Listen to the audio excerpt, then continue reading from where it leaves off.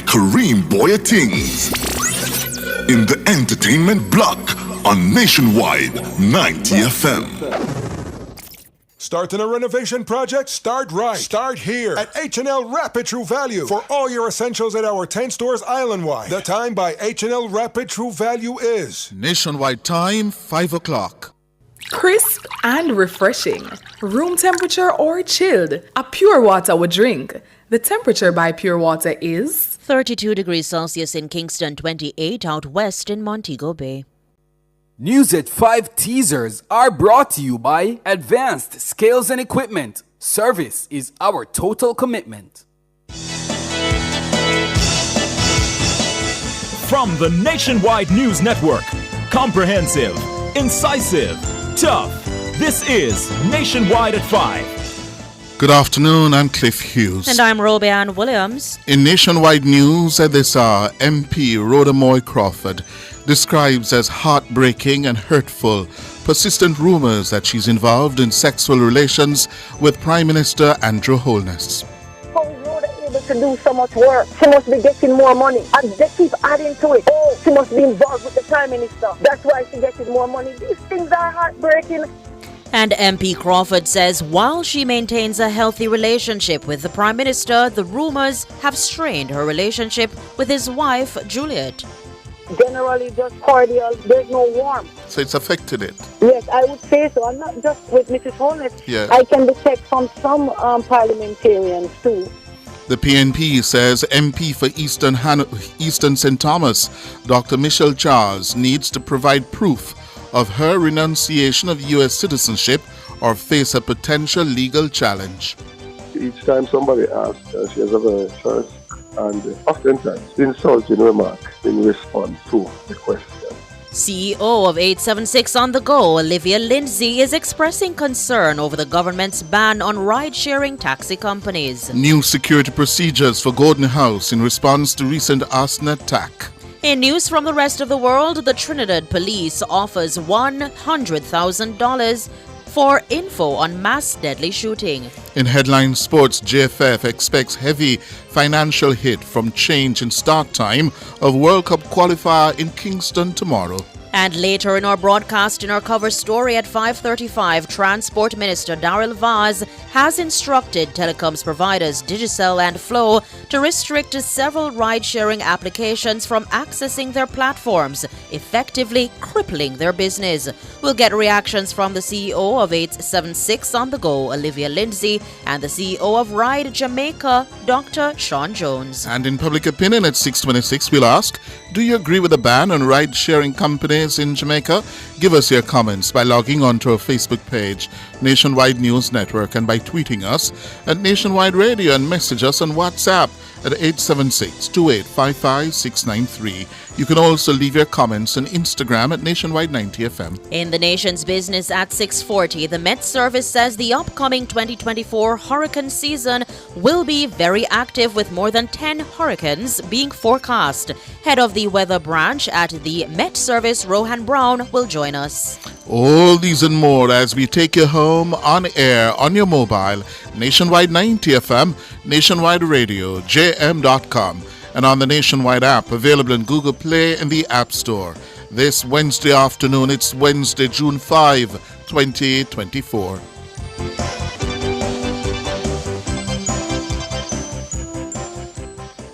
News at 5 teasers were brought to you by Advanced Scales and Equipment. Service is our total commitment.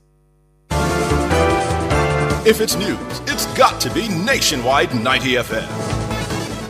Now to the details. Heartbreaking and hurtful. Member of Parliament for Central Manchester, Roa Moy Crawford, has broken her silence for the first time on the rumours about her being involved in sexual relations with Prime Minister Andrew Holness. The rumours have been peddled for years on social media since Ms. Crawford entered the political arena in 2020. This morning, in an exclusive interview with Cliff Hughes Online, she confronted head-on the speculation and her accusers. Mahiri Stewart has more. It was riveting and gripping radio. For almost an hour, The Central Manchester MP told Hughes about how hurtful the rumours have been. She was obviously a woman with a lot bottled inside, and she decided to vent without any prodding. She called into Cliff Hughes online to respond to allegations that her negligence was responsible for recent flooding on Ward Avenue, Mandeville in her constituency. However, while addressing the issue, the interview took a dramatic and surprising turn. The first-term MP raised the allegations being spread about her. She made it clear that the allegations have been troubling her for some time. Miss Crawford lamented how damaging the rumours about her had been. One of the rumours she cited was that she was in an intimate relationship with Prime Minister Andrew Holness and how this was partly responsible for her getting more resources to handle matters in central Manchester. I got out there.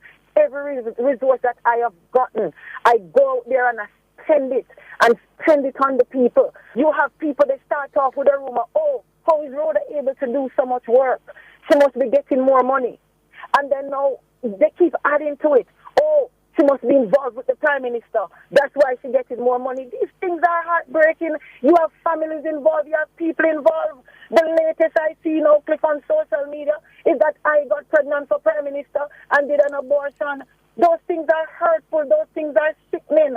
Miss Crawford says while she maintains a healthy relationship with the Prime Minister, some of her fellow parliamentarians of the JLP have treated her differently since the emergence of the rumours. I still would say I still maintain a good relationship with our Prime Minister and party leader. What I do notice at times, Cliff, it doesn't matter to me if I'm going to be getting some beating for this when I hang up the phone. But I do realize that sometimes some of my own parliamentary colleagues, they treat me differently. There are some things that I feel I am denied of because of this rumor, or I think because this issue, it doesn't just affect me or the Prime Minister. The wife of the Prime Minister sits in the Parliament. She sits in the Speaker's chair. And Cliff, I'm not afraid to tell you that there are some times that people who have very good relationship with me, it appears that they are torn, like they don't want to engage me because they don't know if the rumors are true. Themselves probably don't know or not sure. When asked by Cliff Hughes if there was any truth to the rumours,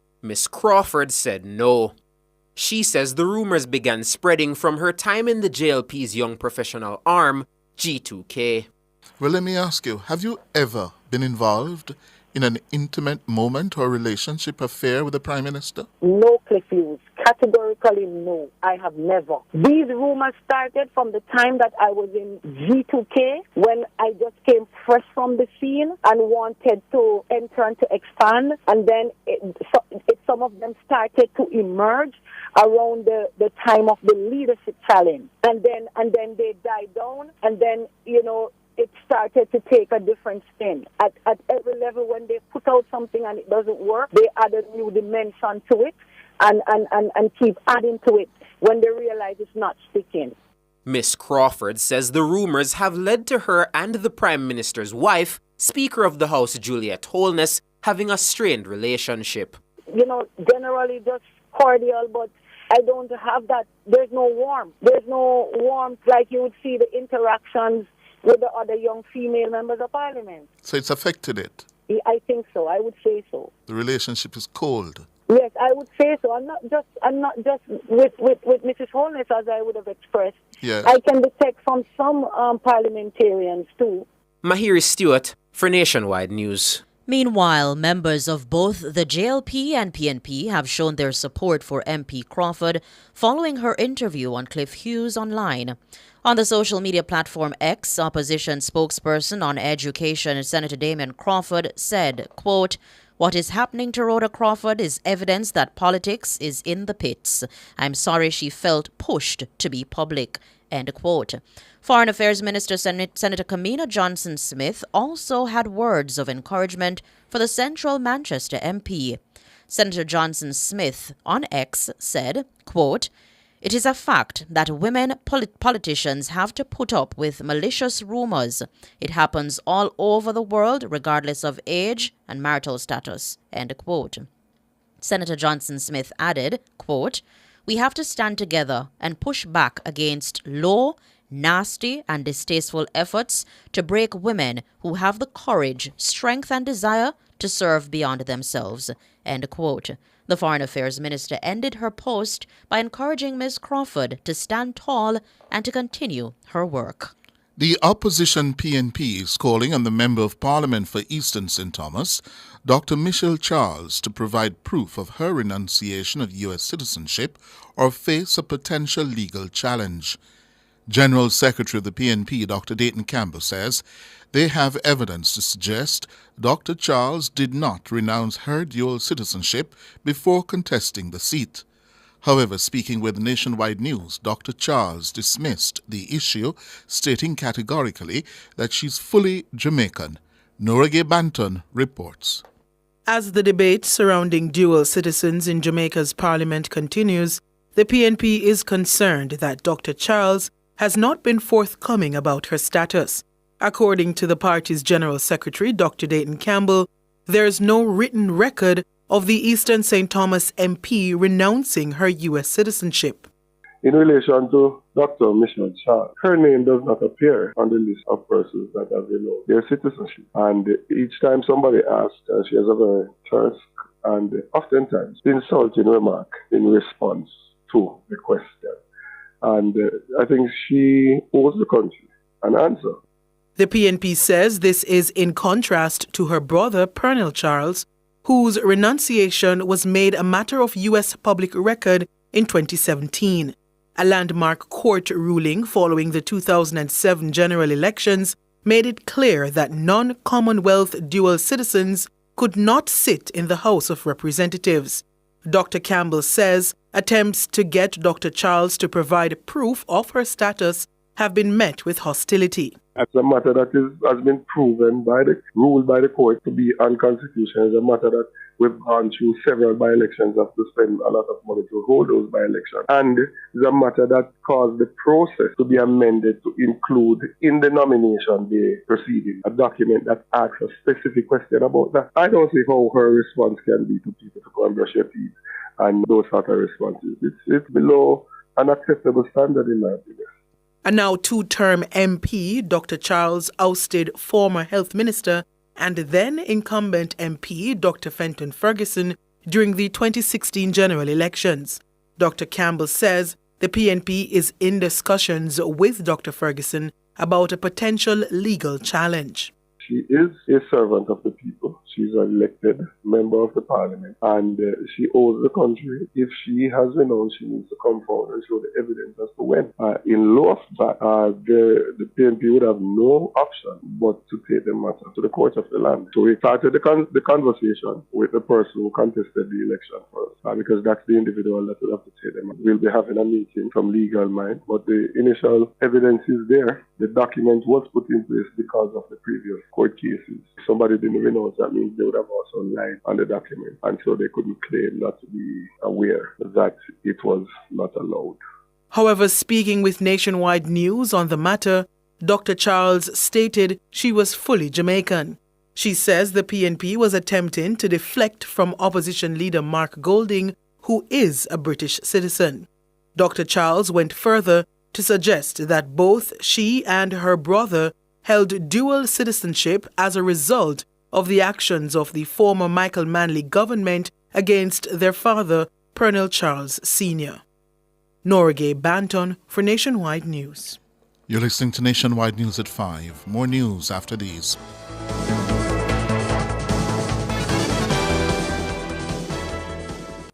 Value Drug Pharmacy offers curbside pickup and delivery of your branded and generic drugs. WhatsApp your prescription to 876-881-6695. The time by Value Drug Pharmacy is 14 minutes after 5. Rent-to-Kill Initial offers air purification solutions with triple filtration and unique auto-sensing capabilities that neutralizes malodor and replaces it with clean air. Call Rent-to-Kill Initial at 926-4236 for more details. The temperature by Rent-to-Kill is 32 degrees Celsius in Kingston, 28 out west in Montego Bay. Continuing the news, CEO of 876 On The Go, Olivia Lindsay, is expressing concern over the government's ban on ride-sharing taxi companies.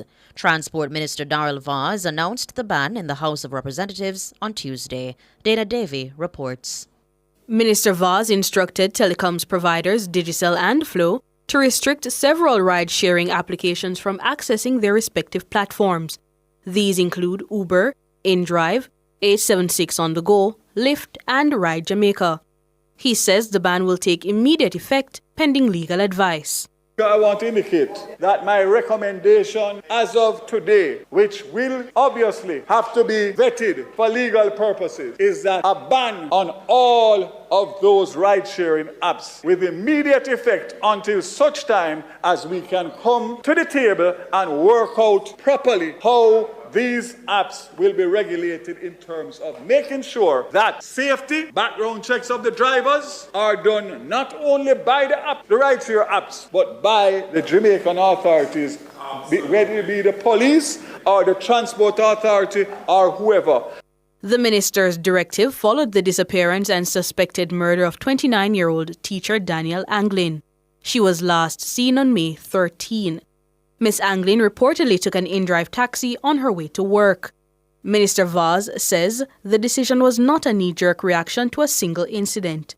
However, CEO of 876 On The Go, Olivia Lindsay, expressed concern about the minister's instructions. In a post on social media, Ms. Lindsay says her company has been registered and licensed to operate since 2017. She noted that the company has also been endorsed by the Transport Ministry. Ms. Lindsay says she understands the minister's intent to reduce incidents such as the disappearance of Ms. Anglin. However, she expressed concern and disappointment to see her company grouped with those who lack proper regulation. According to the CEO, 876 On The Go has been thoroughly vetted and approved by the ministry and international agencies. She noted that the taxi company has also received high commendations for its safety and operational standards. Ms. Lindsay says it's unfair for compliant companies to suffer from the actions of others. She's calling on Minister Vaz to develop a nuanced regulatory framework that ensures safety and security while supporting companies that follow the rules. Ms. Lindsay says instead of being banned, companies such as her should be valued, respected, and encouraged to model global best practices in the transport industry. Dana Davey for Nationwide News. The Speaker of the House of Representatives, Juliet Holness, has announced new security procedures for Gordon House in response to a recent arson attack on the property on the weekend. Speaking in the lower house on Tuesday, Mrs. Holness described the attack as shameful. I have received assurances that the Jamaica Constabulary Force is making every effort to apprehend the perpetrator or perpetrators involved in this shameful attack on the home of our legislature. Furthermore, additional security measures will be implemented here at Parliament, including the deployment of additional personnel and the strengthening of the electronic architecture of the building. Further assessment will be made by the National Intelligence Bureau. The Speaker says the attack caused minimal damage thanks to the quick response of security. A man seen on CCTV footage threw a Molotov cocktail inside the building.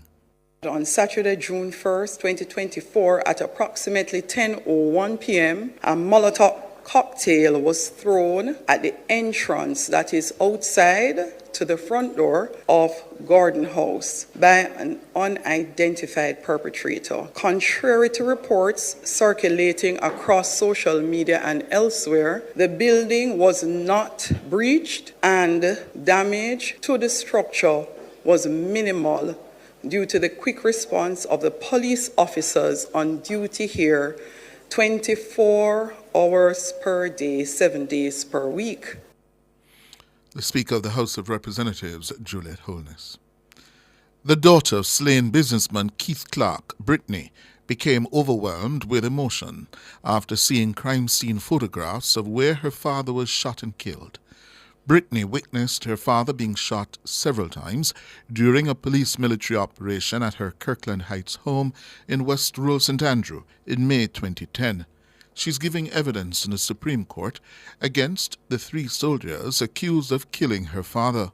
Robin Williams reports. On Wednesday, Brittany Clark wiped away tears as she saw pictures of the area where she said her father fell when he was shot 21 times. She told the court that she screamed when he was shot, but was told by the soldiers to shut up. She was shown other crime scene photographs of the house. In one photo, beer bottles were seen on the ledge of a wall. Photos of multiple beer bottles taken inside the Clark residence following the shooting have raised the suspicions of the defense team. The defense alleged that 8 men, including the now convicted drug lord Christopher Dudus Koch, were hiding at Clark's residence.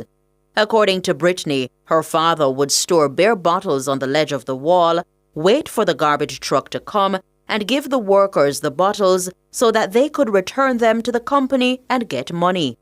In another photo, 8 beer bottles were seen on a table in Clark's house, but Brittany said those bottles were not on the table when she was home on May 26, 2010.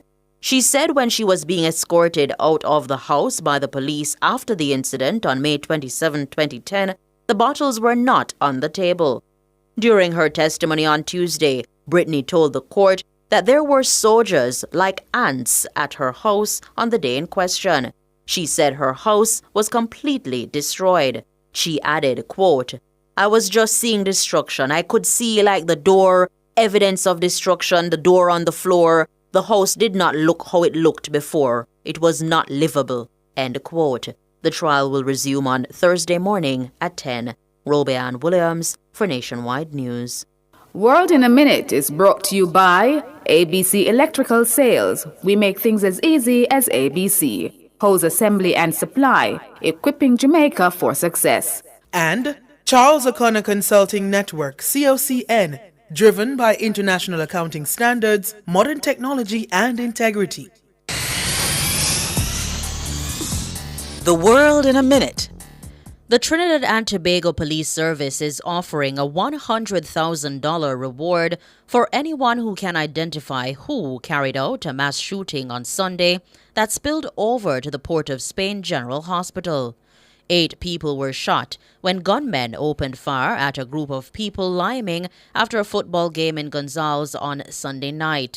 4 of them died.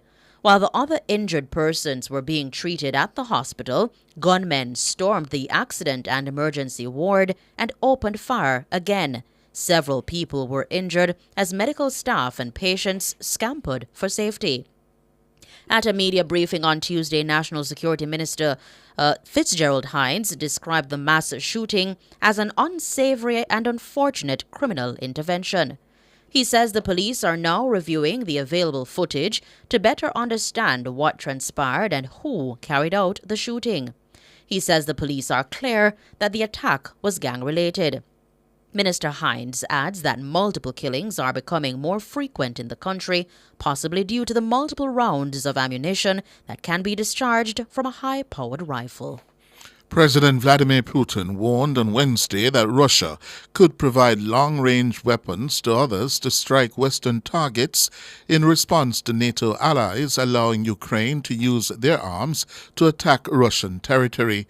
Putin also reaffirmed Moscow's readiness to use nuclear weapons if it sees a threat to its sovereignty.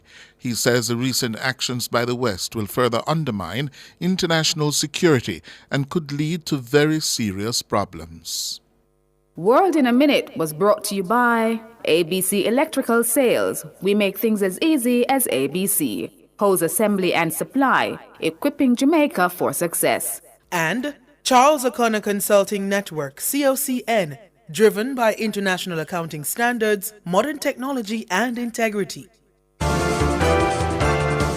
Recapping the top stories in Nationwide News at this hour, MP Roa Moy Crawford describes as heartbreaking and hurtful persistent rumors that she's involved in sexual relations with Prime Minister Holness. How is Rhoda able to do so much work? She must be getting more money. And they keep adding to it. Oh, she must be involved with the Prime Minister. That's why she getting more money. These things are heartbreaking. And MP Crawford says while she maintains a healthy relationship with the Prime Minister, the rumors have strained her relationship with his wife, Juliet. The PNP says MP for Eastern St. Thomas, Dr. Michelle Charles, needs to prove her renunciation of U.S. citizenship or face a potential legal challenge. Each time somebody asks her, she has a very first and oftentimes insulting remark in response to the question. I'm Cliff Hughes. And I'm Robianne Williams. You can find the news on our website at nationwideradiojm.com and on the Nationwide app available on Google Play and the App Store. News next, the headlines at 6.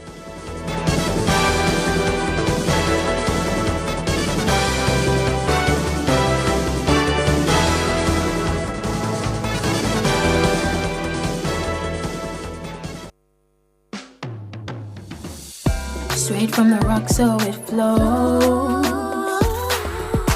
Enjoy life letting go.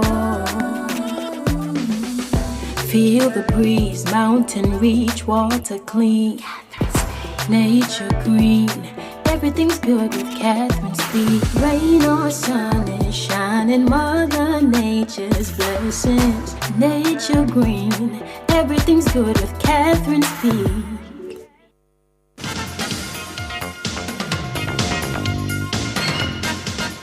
Hello, good afternoon, and welcome to Sports here on Nationwide 90 FM. I'm Wayne Walker.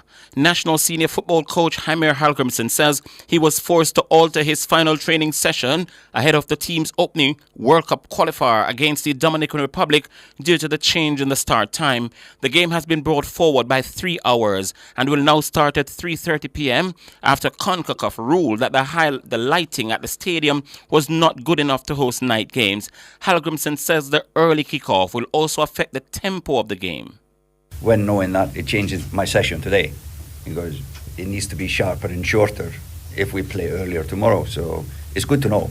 That's the first thing. But of course, the game kind of probably will have a lower tempo in the heat, especially if it's sunny like now. I think the forecast is a little bit cloudy or rain, so probably it will be okay for the players. But it will of course affect how we play. Hallgrimsson says they'll also miss the support of the fans. It's a shame that if people cannot attend the game, that would be the biggest shame of all if we play at this time because people is at work. So I hope the persons in charge of the companies will allow the fans to come and leave work early to be on the stadium if the game is 3:30. That's Hamer Hallgrimsson, coach of the national team. Meanwhile, JFF President Michael Ricketts says the federation is sure to take a financial hit as part of the fallout from the decision to start the game at 3:30. Ricketts says the JFF did all in its powers to get the situation sorted ahead of the deadline. We are extremely disappointed. I know people would want to blame the JFF, but I mean, we had absolutely no control. We tried our very best to have gotten the authorities to would have improved the lights, hopefully, to have met CONCACAF standards. That did not happen when the last inspection was done. We reached out again. I mean, they made some effort, which still was not good enough. When the inspection was done last night, CONCACAF looked at the report and confirmed to us this morning that it is still not up to par. Hence, the game has to be at 3:30. Ricketts says a 3:30 p.m. kickoff for a weekday game will not be ideal for a lot of the fans. I am sure it will affect, the commercial value of the event. We are very disappointed because we would have engaged a marketing company, which, based on my estimation, would have been doing a good job. So we were in the marketplace. We were trying to get the game, on the lips of every Jamaican. I think we did a pretty decent job of that. But as it is now, I still think that there is going to be a shortfall from a commercial standpoint. Michael Ricketts, Major Desmond Brown, is in charge of operations at Independence Park Limited, and he told Nationwide Sports that they managed to source and install new lights on Tuesday, only to be told that the decision to start the game at 3:30 p.m. was taken 5 days ago. Yesterday we found the match commission was not going to check it, and we should get an independent person to check it. JFF contacted Phase 3, who is the CONCACAF local broadcaster. They came and did a light check last night, and in their opinion, the light was up to standard. However, we are now told that a decision was taken from last Friday because of need to inform broadcasters that the match will start at 3:30. We were not aware that the decision was taken on the 31st. We were working towards last night, so the match is going to be at 3:30. Major Desmond Brown speaking with Nationwide Sports. Favourites India made a smashing start to their campaign in the ICC T20 World Cup with an emphatic 8-wicket victory over Ireland at the Nassau County International Cricket Stadium in New York today. Ireland were bowled out for 96 in 16 overs. Gareth Delaney, 26, made most runs. Hardik Pandya had figures of 3 for 27, while Arshdeep Singh and Jasprit Bumrah each bagged 2 wickets. In response, India, they reached 97 for 2 inside 13 overs. Captain Rohit Sharma retired hurt on 52. Rishabh Pant made 36. Meanwhile, former Zimbabwean cricketer Andy Flower says the pitch in New York is not a good surface on which to play international cricket. The 4 drop-in pitches cultivated with native Tahoma 31 Bermuda grass were installed at the ground last month. Flower feels there's something inherently wrong with the base of the surface. It's bordering on dangerous. You saw the ball bouncing from a length both ways, so skidding low occasionally, but in the main bouncing unusually high and striking people on the thumb, on the gloves, on the helmet, and making life very, very difficult for any batsman. So the Indian quicks were good enough to exploit it. You've got to give that to them. They kept their game plan really simple. They hit the deck hard on a good length, and that was all you needed to do. And it proved very, very tricky batting conditions for any side, let alone a smaller cricketing nation like Ireland taking on the giants of India.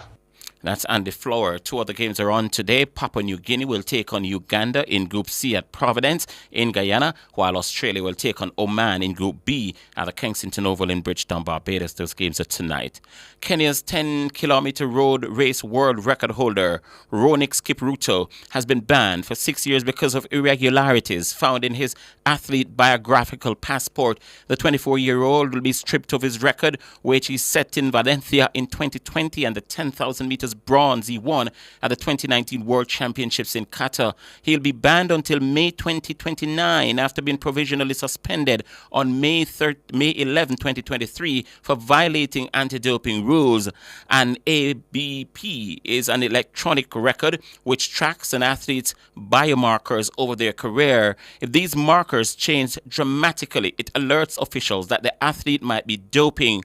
The tribunal rejected Kipruto's defense, concluding the cause for the abnormalities in the ABP is more likely due to blood manipulation, such as through the use of recombinant human erythropoietin. The disciplinary panel said it was comfortably satisfied the athlete had committed an anti-doping rule violation. Kipruto can appeal against the decision to the Court of Arbitration for Sport. And it's now time for the Nationwide Olympic Pact. It's sponsored by Fontana Pharmacy.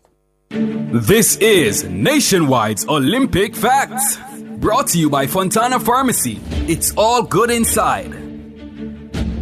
Did you know that Usain Bolt is the only sprinter to win individual gold at 3 consecutive Olympic Games? Yes, that's a fact. Usain Bolt won gold medals in both the 100 and 200 meters in Beijing 2008, London 2012, and 2016 in Rio. That was Nationwide's Olympic Facts, brought to you by Fontana Pharmacy. It's all good inside. We'll have more sports for you at 6:05 this evening.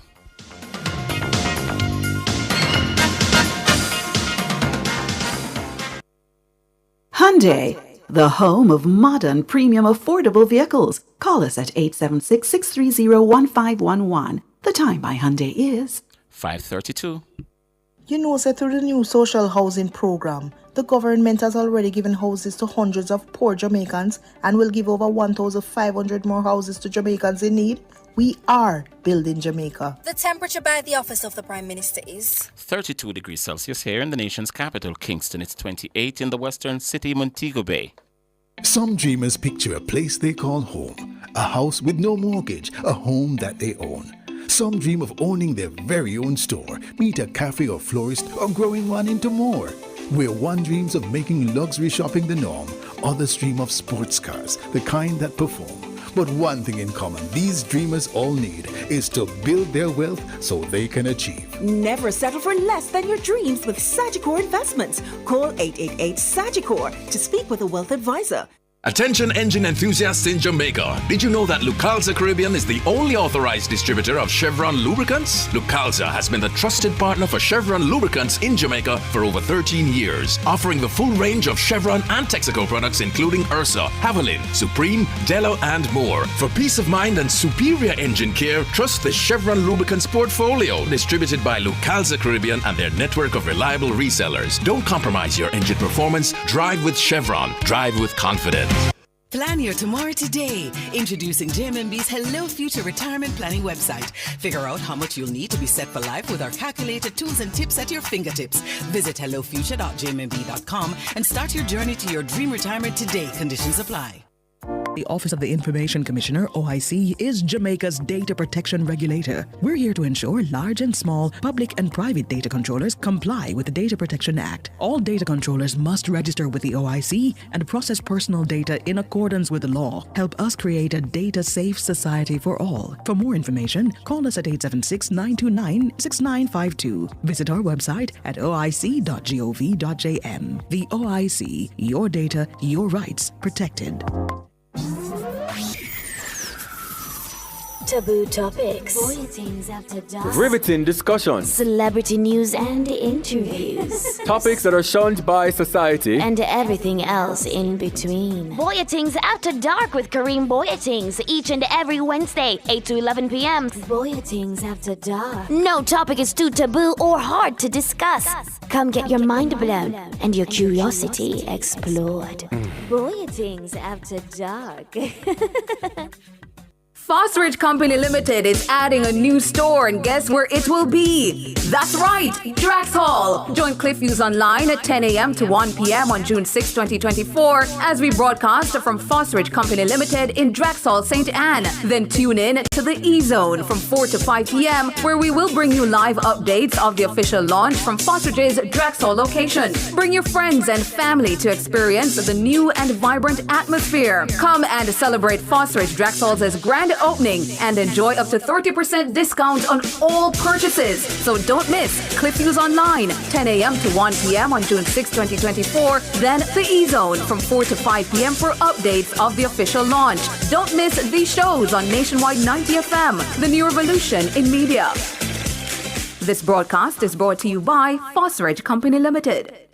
Cover Story is brought to you by Hyundai. Modern, premium, affordable vehicles. Drive Hyundai vehicles beyond your dreams with an exclusive 5.99% interest rate. Yes, shop Hyundai vehicles and get a super low 5.99% interest rate on your car loan. Plus 2 years free service, 1 year insurance, and 5 years warranty. Offer valid on all 2024 Hyundai vehicles. Drive your Hyundai with the lowest interest, 5.99%. Conditions apply.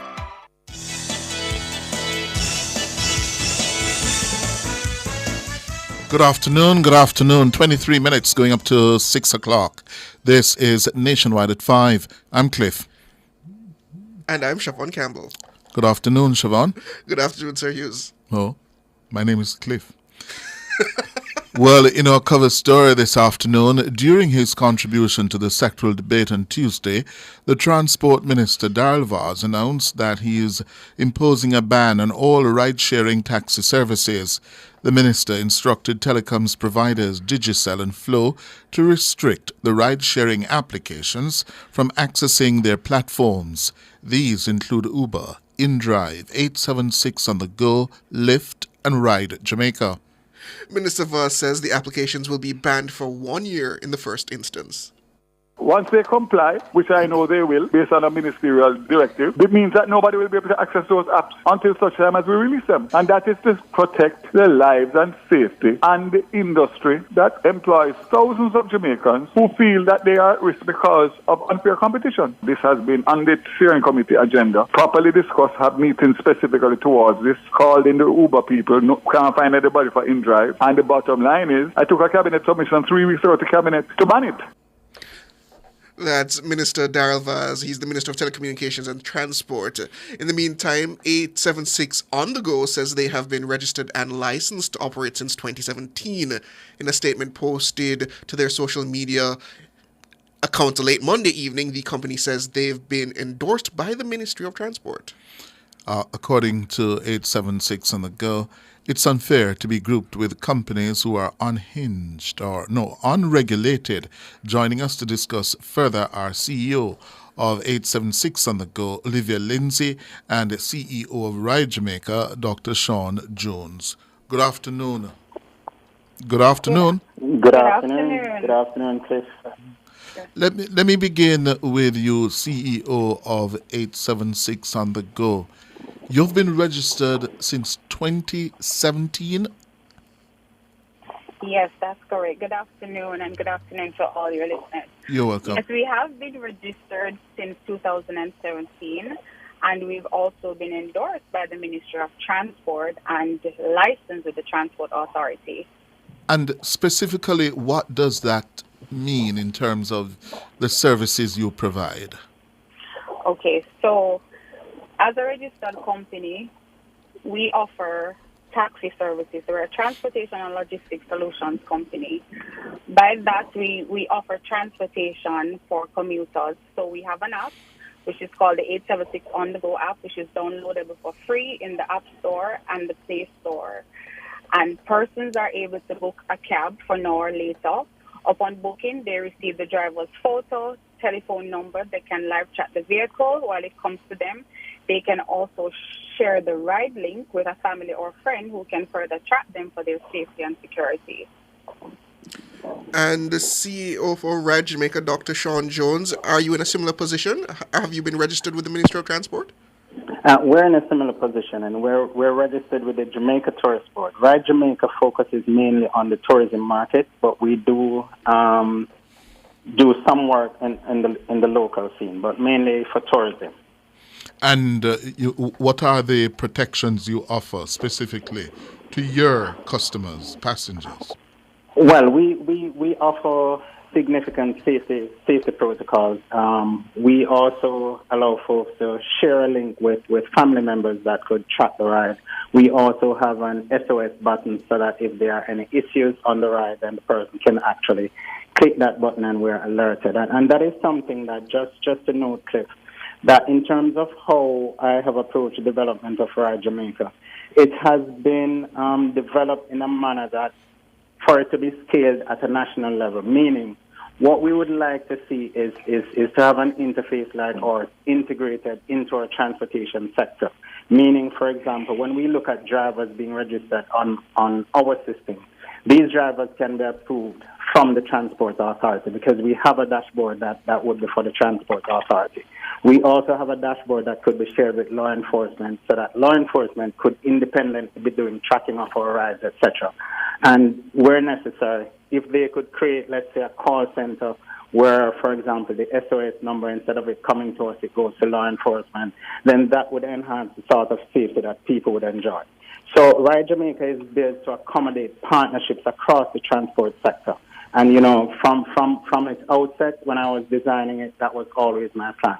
So that it's not something that we're doing independently, but we're doing something that could benefit the nation on a whole. And we could provide a great deal of accountability and transparency throughout our interface. And Dr. Jones, while I appreciate that, does your service verify that the people operating using your platform are licensed red plate taxi drivers? Because I believe that was a stipulation of the Ministry of Transport. Absolutely, and it goes further than that. Because as I said, we work in tourism. So the drivers who are registered with Ride Jamaica are all registered tourism drivers. So outside of having the Transport Authority authorization, they have to have contract carriage licenses that are approved and issued by the Jamaica Tourist Board. So there's another layer of verification there.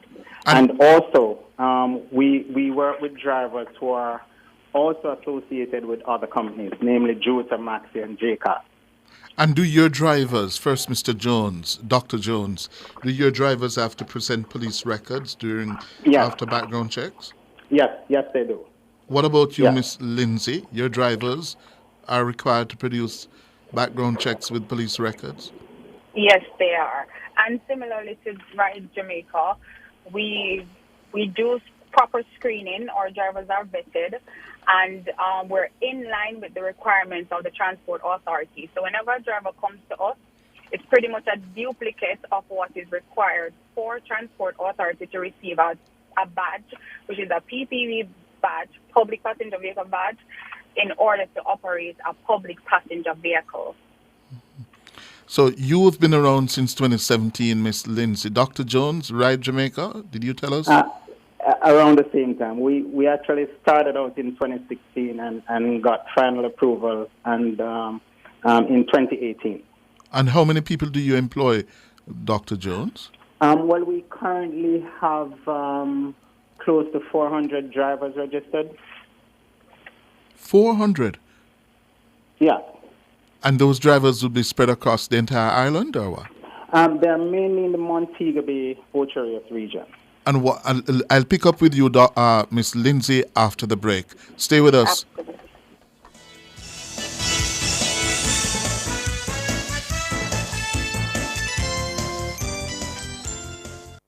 Clearing personal, non-commercial shipments at the port? Avoid the wait. Request a contactless clearance through your agent today. It's more efficient. It's secure. The time by the Jamaica Customs Agency is 5:46. Charles O'Connor Consulting Network, COCN, is a financial reporting firm that delivers accounting and compliance services on time. Call us today at 876-908-0486-7. Email us at clientservices@cocnjamaica.com or visit our website at www.cocnjamaica.com. COCN, driven by international accounting standards, modern technology, and integrity. Does your bra ride up your back? Do your shoulders hurt from carrying the weight of your breasts? These are signs of an ill-fitting bra. When was the last time you were fitted by a bra fit specialist? The bra experts at LaBelle Femme will take care of you. Drop into the store at 53 Lady Musgrave Road, Tuesdays to Saturdays from 10 to 5, and you will see the difference. Or call 876-622-6091.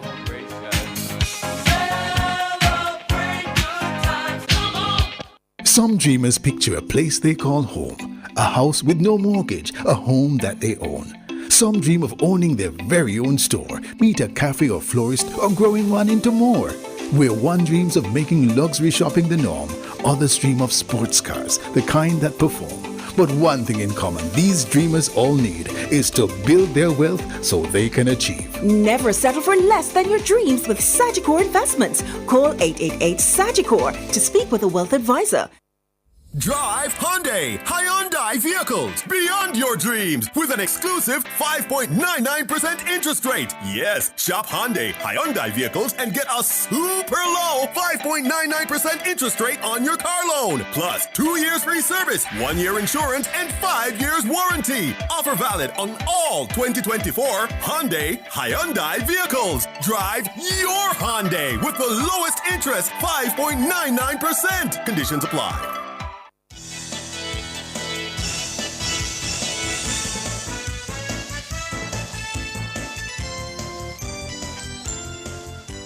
Welcome back to the Cover Story, listeners, as we tap into this matter of the ban on ride-sharing services such as Uber InDrive. We have with us discussing the topic two owners of such applications, 876 On The Go, owned by CEO Olivia Lindsay, and CEO of Ride Jamaica, Dr. Sean Jones.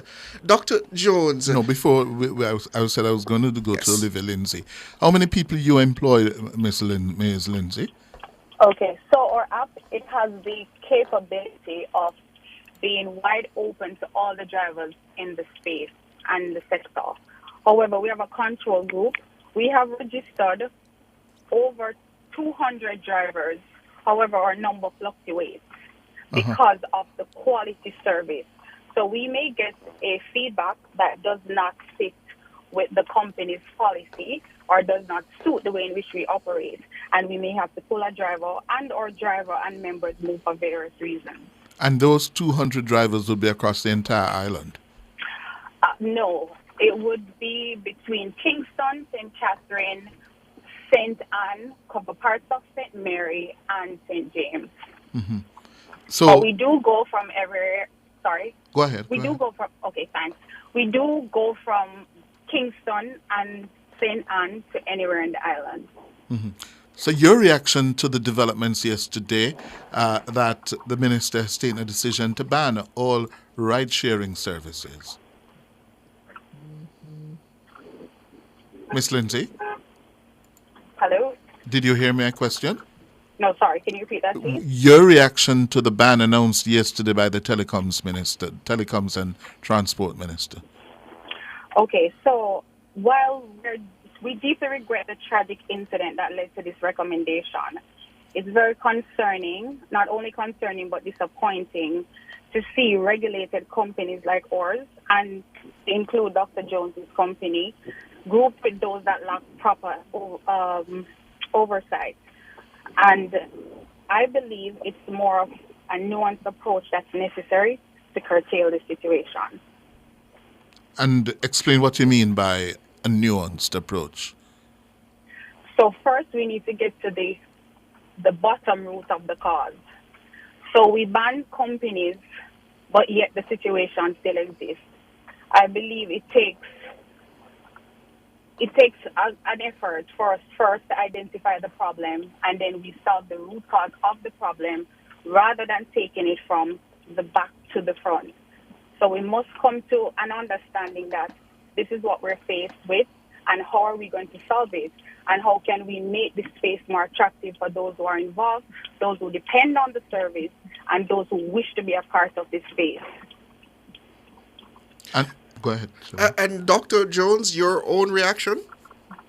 Well, certainly like Ms. Lindsay says, for those who look at the business of it, we could be disappointed by it. But on the other hand, when we look at the importance of the transport sector to the country's economy, and the fact that this is a sector that previously had been very highly regulated and is very respected for being very highly regulated, then one can understand the response of the minister in terms of putting out this ban, because at the end of the day, something needs to happen, because people need to get to the table to have a discussion. So if this opens an opportunity for us to have a discussion with the minister, then I quite invite that opportunity, because for us at Ride Jamaica, because of what the focus of our development has been, we have always had a draft policy in terms of what the regulatory framework should be. And so this gives us an opportunity to share that, so we would be happy to have dialogue with the minister to be able to share our thoughts on how we could move forward. And like Ms. Lindsay says, that should be a part of what the nuanced approach is, because we're both local companies that are regulated and registered, and we're looking at providing the service in the interest of our drivers and for the safety of our passengers. And, we pay attention to what's happening on the ground on an operational basis, on a daily basis. So, unlike for other companies that I heard, as the minister said, he was trying to get in touch with certain companies, couldn't find anyone. But the truth is, even though I was not, let's say, involved, I was able to offer some insights as to what the approach needed to be for law enforcement. So we're here, we're on the ground, and we're able to manage our businesses and our facilities. So I think that we could have an opportunity to have discussion with the minister to see how we chart a path forward that benefits everyone.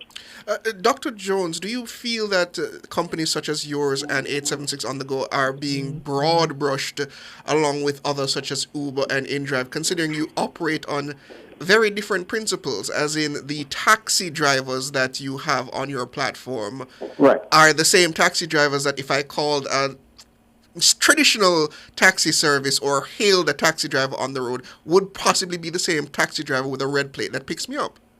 And I appreciate you saying that. And yes, it is a broad brush, but at the end of the day, from a safety perspective, and if there's a lot of life, there's no measure that is too, one could say that's too aggressive to try to correct it. So at the end of the day, we can be understanding of why that broad brush would be used. But as I said, it does open up an opportunity for us to have some discussion to move this solution forward. But yes, it is a broad brush that is being used. But I don't know if people had a choice, if you're in a crisis and you're trying to find a solution and you're not sure exactly where you ought to go and how it is that we're going to create the solution immediately, then what you would want to do, therefore, is to get everyone to the table. So that's kind of how I look at it. So I understand that it is a grave inconvenience for us, and it does affect business. But at the end of the day, we really do need that regulatory framework where, for us, I would say, and I'm sure I could speak on behalf of Ms. Lindsay also, that whatever is required for the regulatory framework, we would already be in most of the conformity for that. Because at the end of the day, there are new issues that would need to be added to whatever framework Jamaica has now. But at least for the framework that is in place for all our drivers, they would have already been satisfying all those frameworks. So it wouldn't be hard for us to say, okay, this is an additional step that we need to take to ensure the safety and security of your passengers or to ensure transparency. So these are the things that you're going to do. And just give people instructions as to how these things need to be carried out. But as you said, the drivers that you would get on our platform are the same drivers that you would get if you call On Time or if you call any of the other regular services that have drivers who are already verified and who have been in the business for many years. Were either of you invited to that meeting at the, well, I don't know if it was held at the ministry, but on the meeting that was called by the minister to be had with the various transport authority heads regarding the future of such services such as yours? No, I didn't receive an invitation for that. What about you, Miss Lindsay? For me, not regarding that topic, no. We had a meeting today, but it was brief, and we were really asked to put what we have on the table, but nothing concrete to say this is the direction we're headed. Nothing, put what you have on the table regarding what? So how do we operate? Just information about our company, so overview of our company, our structure, our application, and just our internal processes. That's what they really wanted, to get a better understanding of the existing players that they know of, and if there was anybody else coming in, as well as those who have started and are operating. I put it to both of you. If this ban goes ahead as is, and in the immediate instance lasts for the 12-month period as purportedly put forward by the minister, would your businesses be essentially dead at that point? Yes, Ms. Lindsay. Okay. So for 876 on the go, we solely have an application that we depend on. Our customers depend on our app for the convenience, for the safety, for the information that they will receive. And that is really what sets us apart from others. Just having the details, being able to book in advance, the convenience, just information at your fingertips without calling and going through waiting or whatever situation they needed to get a call, versus how we would book a cab the traditional way. And we've already have something in place where people can call, but our core function is really providing a service to our application. We take calls, but that will definitely change the way in which we operate. And you, Dr. Jones? For us, it's not totally dependent on the app itself, because Ride Jamaica is more of a technology company that looks primarily at technology transfers, meaning the app for us is an enabler for independent drivers and companies that operate taxi services. So for us, we are not looking necessarily to operate independently, but to offer our technology to other companies that have drivers that are registered, regulated, so that we could then add another layer, of checks and balances to what they have and improve their processes. And particularly for the tourism industry, that industry is currently at risk with respect to the transportation sector, because as the minister had mentioned, Uber. With respect to Uber coming into our space, that can be detrimental to our drivers, because essentially, when you look at the business model of like Uber is it's a price competitor, and so the prices are not related to the value that is delivered. Our transport sector, particularly tourism, is particularly unique because the investments that we have made in our drivers in tourism is significant. Drivers in tourism, apart from qualifying for getting the Transport Authority badge, then they have to get Team Jamaica trained and certified. So the Ministry of Tourism spends a lot of money on our drivers. Dr. Jones, we've got to leave it there. Dr. Jones, we've got to leave it there. CEO of Ride Jamaica and Olivia Lindsay, the CEO of 876 on the Go. Thank you very much for the perspectives. Thank you for having us. You're welcome. Thank you for having us. That's where we're going to leave it in the cover story. The headlines are next.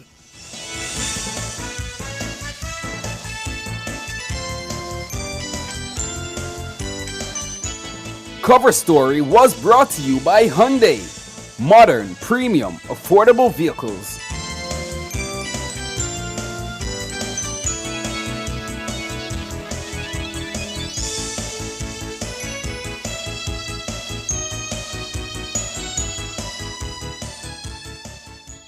Say hello to peace of mind and goodbye to worry with Guardian Life's new Ultimate Provider Plan and secure your medical expenses in the event of critical illness today. Call 888-367-5433 for details. The time by Guardian Life is 6 o'clock.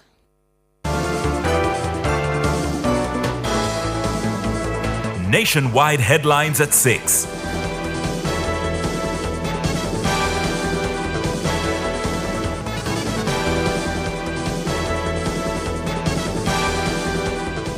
Good evening with the headlines at 6. I'm Shalois Michael. Member of Parliament for Central Manchester, Roa Crawford, has broken her silence for the first time on the rumours about her being involved in sexual relations with Prime Minister Andrew Holness. The rumours have been peddled for years on social media since Ms. Crawford entered the political arena in 2020. This morning, in an exclusive interview with Cliff Hughes Online, she confronted head-on the speculations and accusers. I got out there. Every resource that I have gotten, I go out there and I spend it on the people. You have people that start off with a rumor, oh, how is Rhoda able to do so much work? She must be getting more money. And then now they keep adding to it. Oh, she must be involved with the Prime Minister. That's why she's getting more money. These things are heartbreaking. You have families involved. You have people involved. The latest I see now, Cliff, on social media is that I got pregnant for Prime Minister and did an abortion. Those things are hurtful. Those things are sickening. Ms. Crawford says while she maintains a healthy relationship with the Prime Minister, some of her fellow parliamentarians of the JLP have treated her differently since the emergence of the rumours.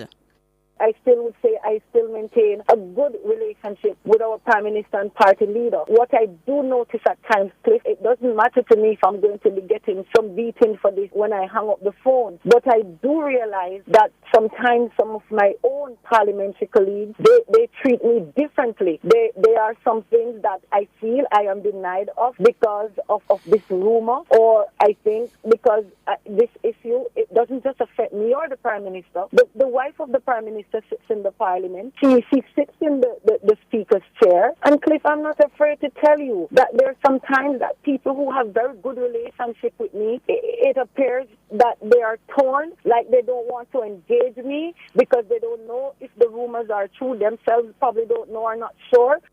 She says the rumours began spreading from her time in the JLP's young professional arm, G2K.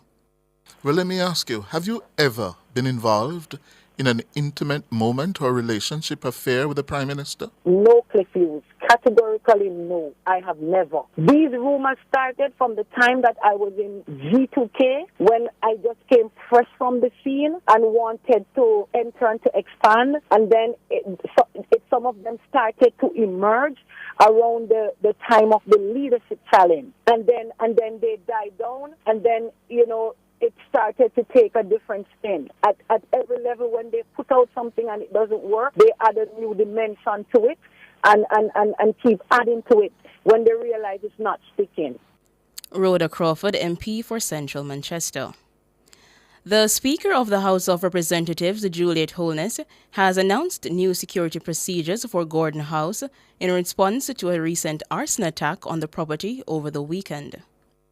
I have received assurances that the Jamaica Constabulary Force is making every effort to apprehend the perpetrator or perpetrators involved in the shameful attack on the home of our legislature. Furthermore, additional security measures will be implemented here at Parliament, including the deployment of additional personnel and the strengthening of the electronic architecture of the building. Further assessment will be made by the National Intelligence Bureau. The House Speaker says the attack caused minimal damage thanks to quick response of security.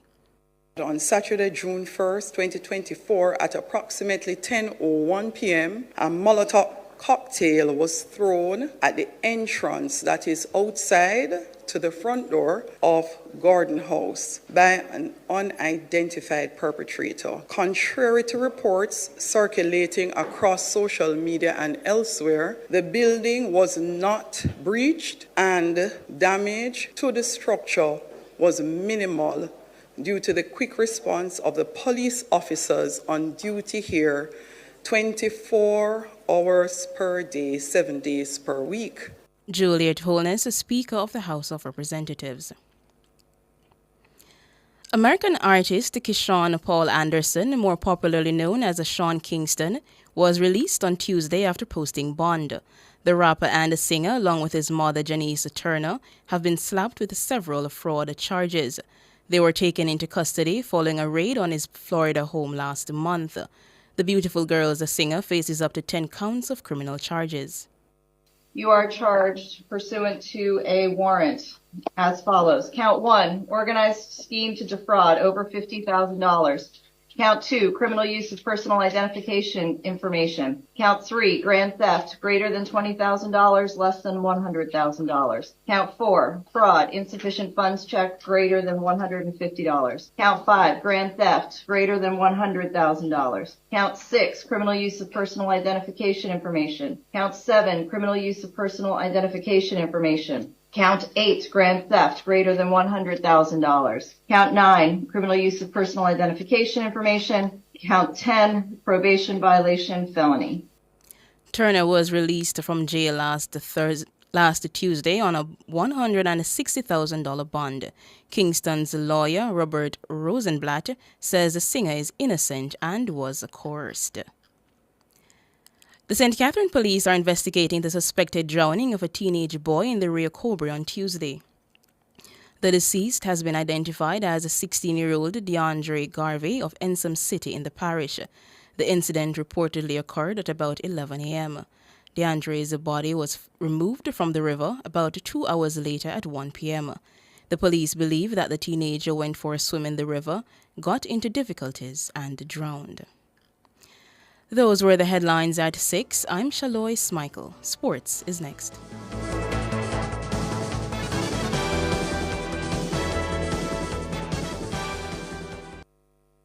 Touching lives every day, so many different ways, a part of all you do.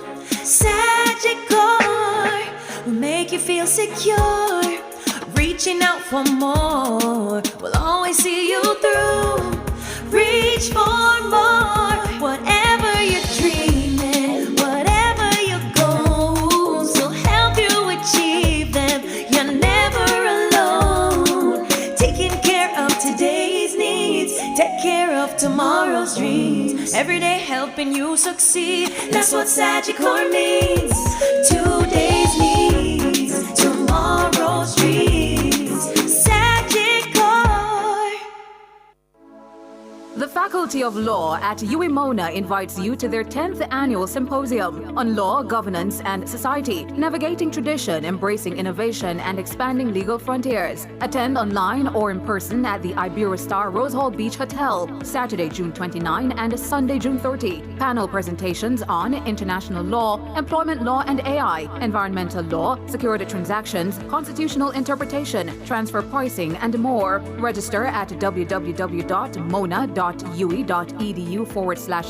or call 876-550-2680. CLPD credits available.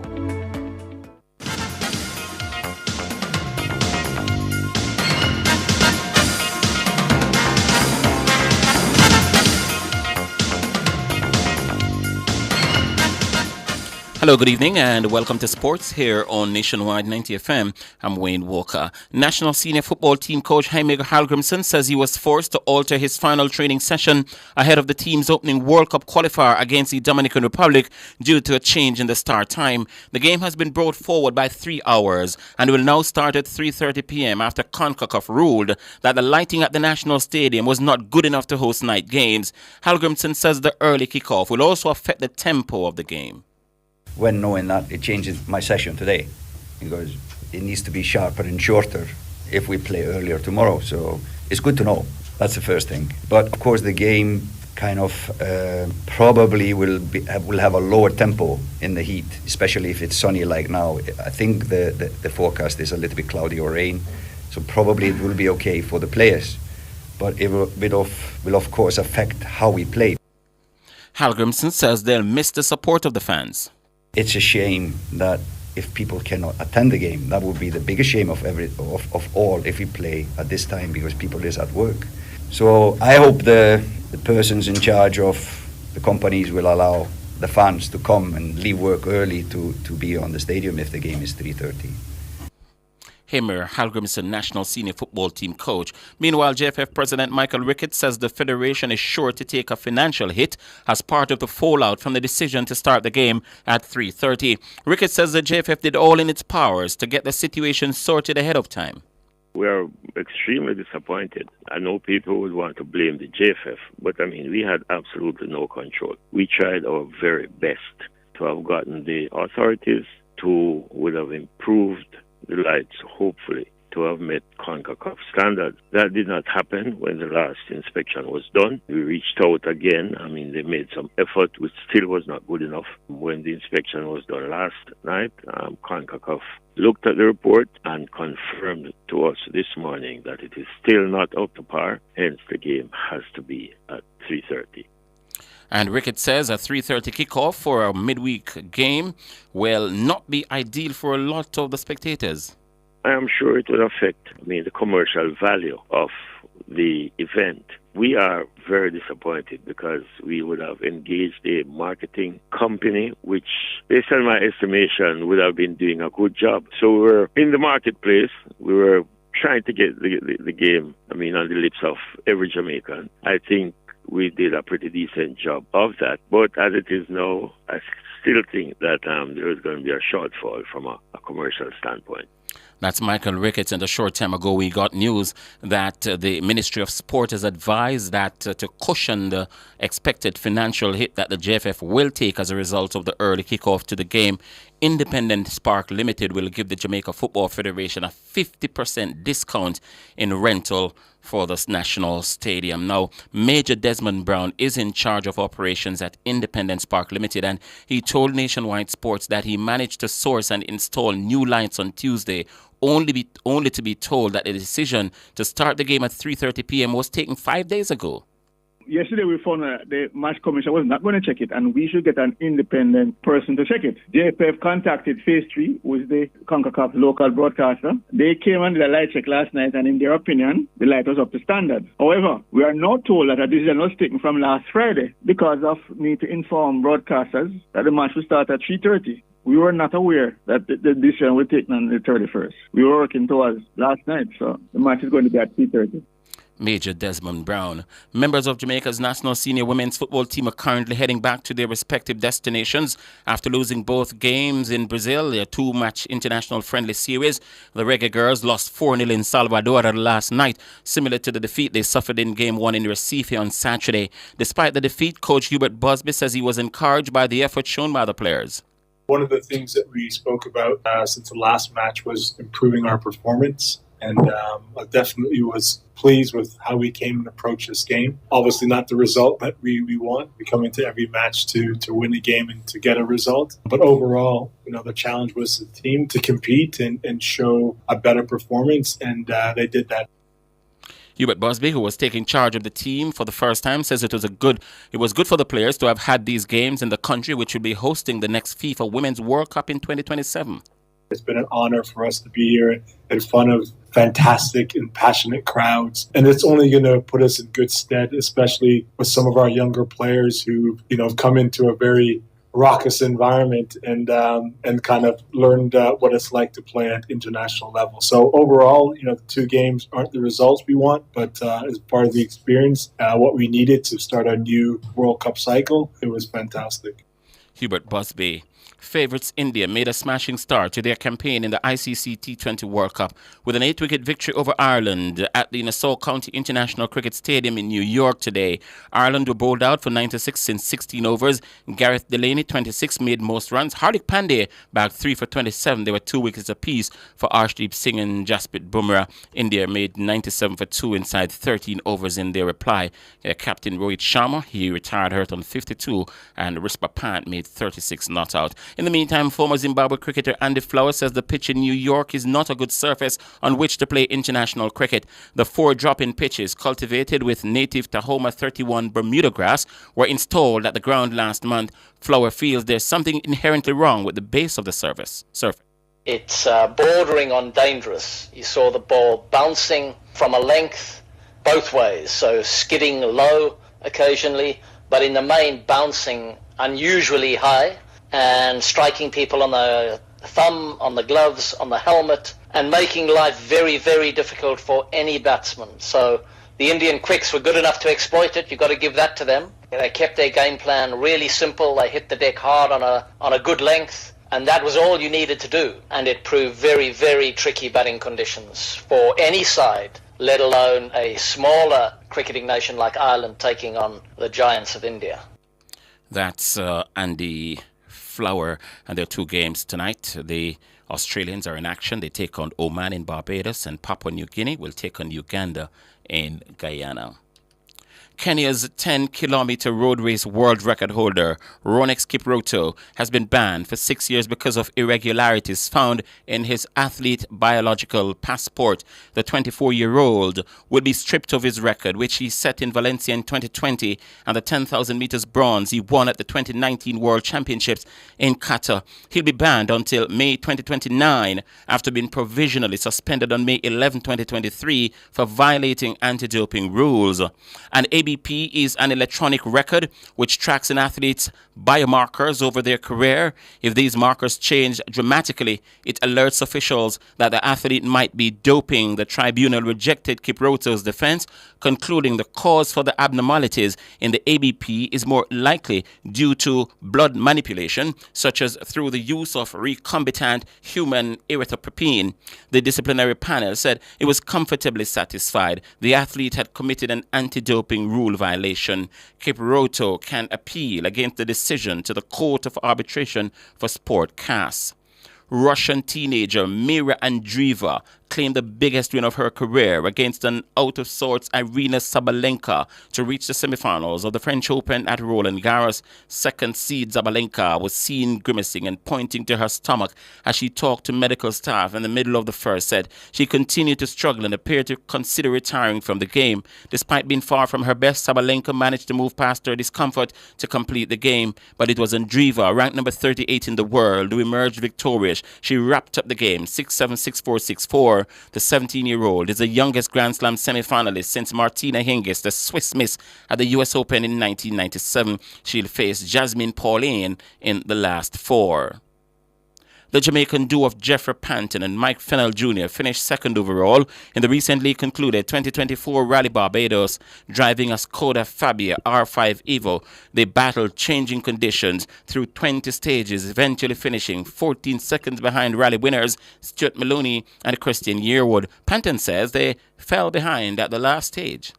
Up to the last stage on Saturday night, we were tying with first place. We were basically on the same second as him. Unfortunately, the last stage, Saturday night, we had a bad tyre choice. It started to drizzle. We figured the rain wasn't coming hard enough, so we remained on slicks. And then right at the starting line, we just had a huge downpour. So we were stuck on slicks in the downpour rain. And we had a spin on the stage, and we lost 6 seconds to the leader. So it was quite difficult to make that up again afterwards. So 14 seconds in a rally is not a lot, but in a rally in Barbados, it is significant because the stages are so short that when you do make up time on another competitor, it's very nominal. It's maybe a second or two per stage at the most. Jeffrey Panton, Jamaican Carl Gregg, and Barbadian co-driver Ori Hunt completed a remarkable comeback drive, finishing third overall after a massive crash in the King of the Hill event a week prior. Gregg and Hunt mechanic team received the Organizer Spirit of the Rally Award for rebuilding Gregg's R5 Ford Fiesta after the incident. That's sports. Not quite, not quite. That's not quite sports, because we've got the Nationwide Olympic Fact, and it's sponsored on this occasion by Rainforest Caribbean. This is Nationwide's Olympic Facts, brought to you by Rainforest Caribbean. Make delicious moments. Did you know that Jamaican athletes competed as part of a unified Caribbean team at one Olympic Games? Yes, that's a fact. Jamaica's athletes competed as part of the West Indies Federation team at the 1960 Olympics in Rome. That was Nationwide's Olympic Facts, brought to you by Rainforest Caribbean. Make delicious moments. That's sports now.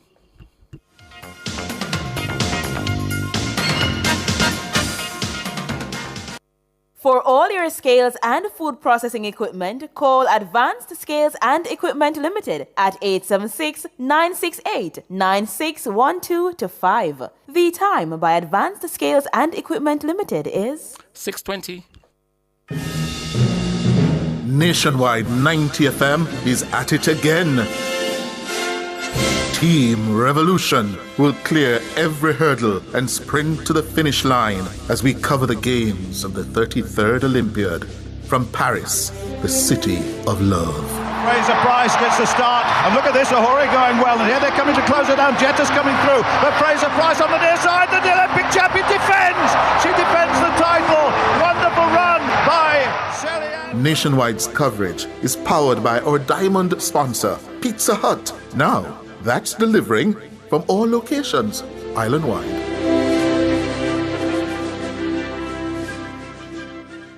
Some dreamers picture a place they call home, a house with no mortgage, a home that they own. Some dream of owning their very own store, meet a cafe or florist, or growing one into more. Where one dreams of making luxury shopping the norm, others dream of sports cars, the kind that perform.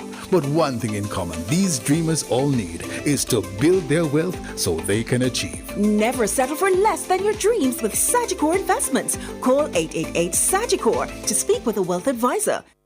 I said I wanted headlights, but this bright like headlights, I'm having the worst day. Not as bad as mine. I just heard that my sister is died from cervical cancer. She never did her screening test. It's one of the leading cancers in Jamaican women. Me not see the need to do a pap smear. Me hear say it's hard. No, screening test for cervical cancer can find abnormal cells, so you can be treated before they become cancerous. It's talk like that going to kill you. Not before I kill you. Look at my hair. Don't take chances with your life. Do a screening test for cervical cancer. Make an appointment today with your doctor or nearest health center. A message from the Ministry of Health and Wellness. Public Opinion is brought to you by Cleasing Industrial Supplies Limited, Industrial Automation and Control Solutions.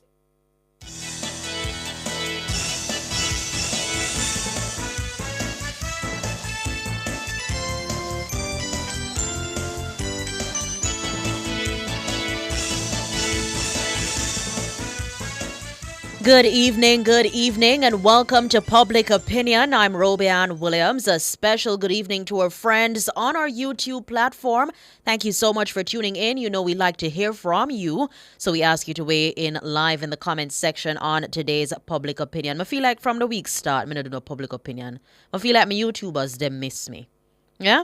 My YouTubers, honesty, greetings, one and all. So we're talking about the ban on ride-sharing apps at this point in time. During his contribution to the sectoral debates on Tuesday, Transport Minister Darrell Vaz, he announced that he's recommending the ban of all ride-sharing taxi services on the island.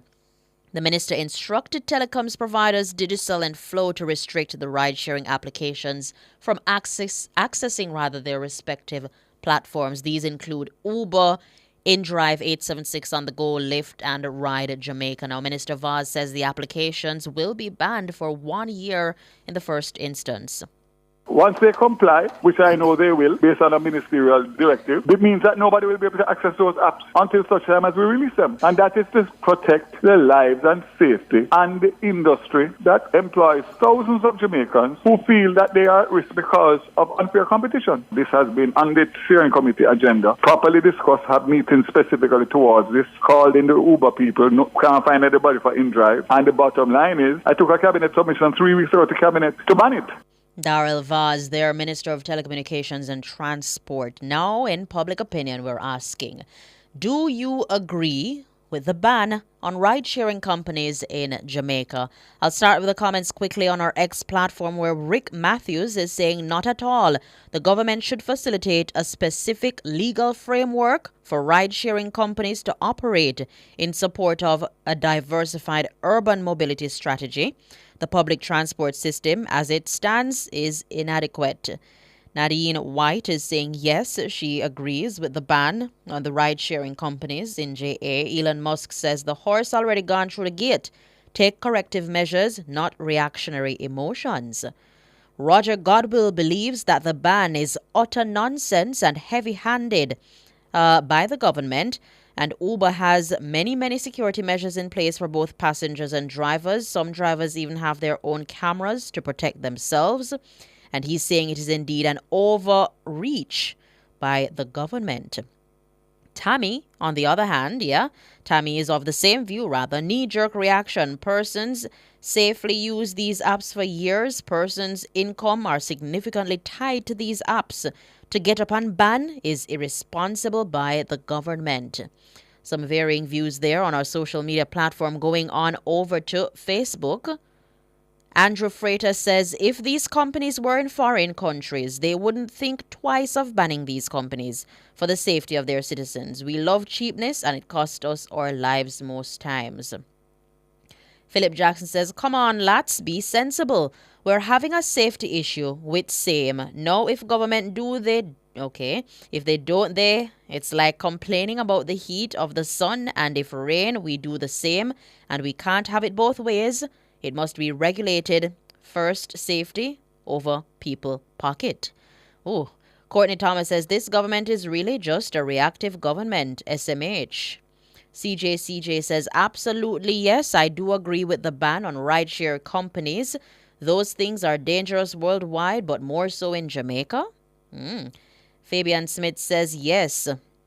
Natalie Winter, everything has its pros and cons, so we have to wait and make a decision in the best interest of our personal and public safety. Dervon Ennis, you don't have to ban them. Put a tracker on every vehicle that offer their services to these companies. Have the drivers display a picture of himself alongside the words, you are being tracked. Educate passengers to look for the signs before boarding them. Okay, and Edney Powell says it need to be regularized. It doesn't have to be across the board because taxi men commit the same things as well. Okay, interesting comments there on our public opinion this evening. Do you agree with the ban on ride-sharing companies in Jamaica? On Instagram, Nika is saying absolutely not. Had it been a Juta taxi, would we ban Juta? Route taxis get shut up and we don't ban them. Coaster buses are the worst to travel on. Do we ban them? How about putting measures in place to force these local apps into standard regulations? We can't have real thinkers in government. Well, the regulations, that's what is being said. The ban will be in place until a framework is in place to regularize or to regulate the ride-sharing companies. Diamond Express says, nope, it helps to support my household and the government just doesn't want to solve the actual problem. Nakia Cooley says, don't matter the government is only interested in how to collect revenue and okay, wow. Empress says, no, it will not solve the problem. I'm seeing no here coming from the urban farmer, saying that it should have been regulated from the start. And he's saying, fix it. Rock Ram says regulate it now, ensure that all drivers are properly licensed and insured, and periodically do background checks. It's not the first time taxi drivers harm people. Okay. Bajam is saying no. It's embarrassing that the government can run like this. Let me see if I can get some of the YouTube comments in. Jaja says JUTC all the way. Let me see if I can get in more. Sandra Murray says, people wanna leave home early and take the bus. It's safer. Let me see if I can get in some more. Let me see. Everal Bell says, banning the rideshare app is killing innovation and small business. Everal Sevas is a joker. Okay. Okay. Let me see if I can get in. Born to Serve says, my brother was killed last year while doing an in-drive pickup. The drivers, yes, the drivers too, their safety is of concern as well. The drivers and both passengers at this point in time is as if nothing is safe or nowhere is safe. Bogues Merchandise saying ban them, full stop. Donovan is saying the government act on the advice of the security force. Yes, indeed, it was the advice coming from the security force that the ban came on the heels of. Joel Levy says, we're convinced that numerous nincompoops are not in support of the ban on these ride-sharing companies. Most are not registered PPV operators. Jaja says, who I want ban on is these careless taxi drivers. Let me see if I can get in some more. Anthony Johnson says, yes, I agree with the ban 100% because enough of us never live in the USA, enough of us talking, never live in the USA, so let them chat. Tell them to come there and see. Let me see if I can get in some more. Leonard Seville says, it's not about the money. The police who make the recommendations, it's not all about the money. It's the police who made the recommendation, indeed. Donovan Combray says, criminals causing all these problems. The government has to take action. Mona Smith says, no matter what the measures government put in, we are going to find some people who circumvent these measures. We say always a loophole or a backdoor. Why? Sandra Murray says measures should be put in place before these taxis start to operate. Noel Morgan, regulate the whole system, though it's not guaranteed that persons will be safe. Well, the local operators, some of the local operators, we've heard from them, 876 on the go, and another one, we heard from them earlier saying that the same regulations that the government is looking to put into place with the framework, they already are in compliance with those regulations. They are already complying with those regulations, and their drivers are PPV operators. They do have the facility or the capacity as it relates to safety to ensure safety for both passengers and drivers.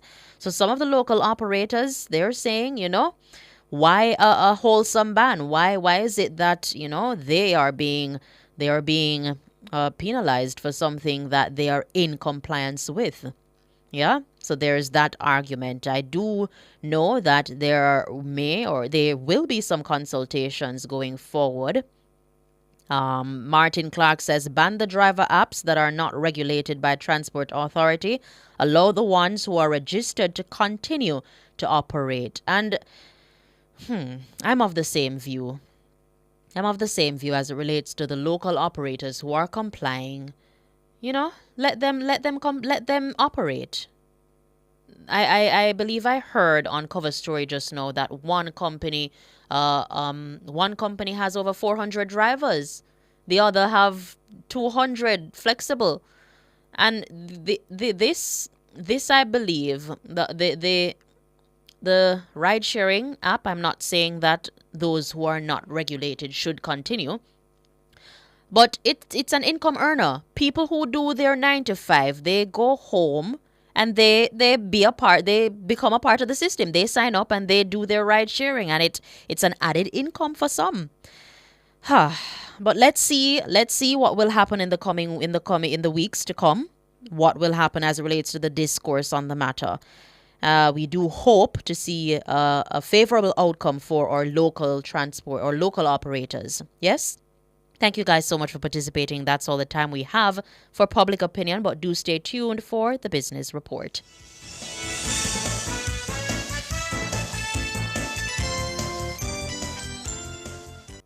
Public opinion was brought to you by Cleasing Industrial Supplies Limited, Industrial Automation and Control Solutions. Drive the most exciting new vehicles in Jamaica. Schedule your 2024 Ford Ranger pickup or Ford Everest 7-seater SUV test drive now. Call or visit KIG today. The time by KIG is 6:34. Don't let poor vision hold your children back. IQ Optical gives complimentary standard reflection-free lenses to children and teachers until May 31. Conditions apply.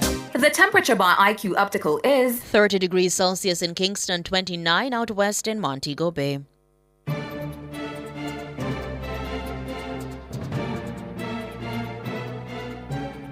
Hello, good evening, and welcome to Nationwide's Business Report. I'm Robianne Williams. Come tomorrow, gas prices are going down. The state-owned oil refinery Petrojam says E1087 is to move down by $3.06 per litre, and a litre of E1090 will also go down by $3.06 per litre. Automotive diesel oil will move down too by $3.06 per litre. Ultra-low sulfur diesel will see a decrease of $3.06 per litre. The price of kerosene will go down by $4.06. And in the meantime, propane cooking gas will go down by $1.21, with butane going down also by $1.21 per litre. Further afield, new banknotes featuring the portrait of King Charles III have now entered circulation, but it may be some time before they are commonly seen in wallets and purses. The new Bank of England notes will gradually replace those which are damaged or will be issued when demand increases. The King is only the second monarch to appear on these notes, with Queen Elizabeth II first featuring in 1960. Shoppers can still use current circulating 5, 10, 20, and 50-pound notes carrying the portrait of the late Queen. Now, the first new banknotes, they were printed last year with the long lead-in time, allowing automated machines that accept cash to be updated to recognize the new designs. The King's portrait is based on a picture taken in 2013. And the world's fossil fuel industries should be banned from advertising to help save the world from climate change.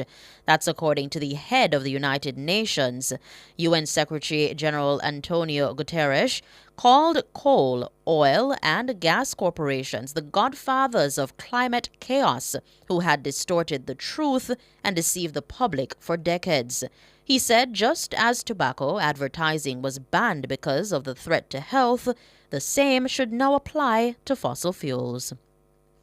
And finally, in the currency markets at the close of trading today, it cost 156 Jamaican dollars and 36 cents to buy $1 US, 198 Jamaican dollars and 42 cents to buy $1 British pound, and 116 Jamaican dollars and 1 cent to buy the Canadian dollar. And that's the business report. I'm Robianne Williams. Good evening.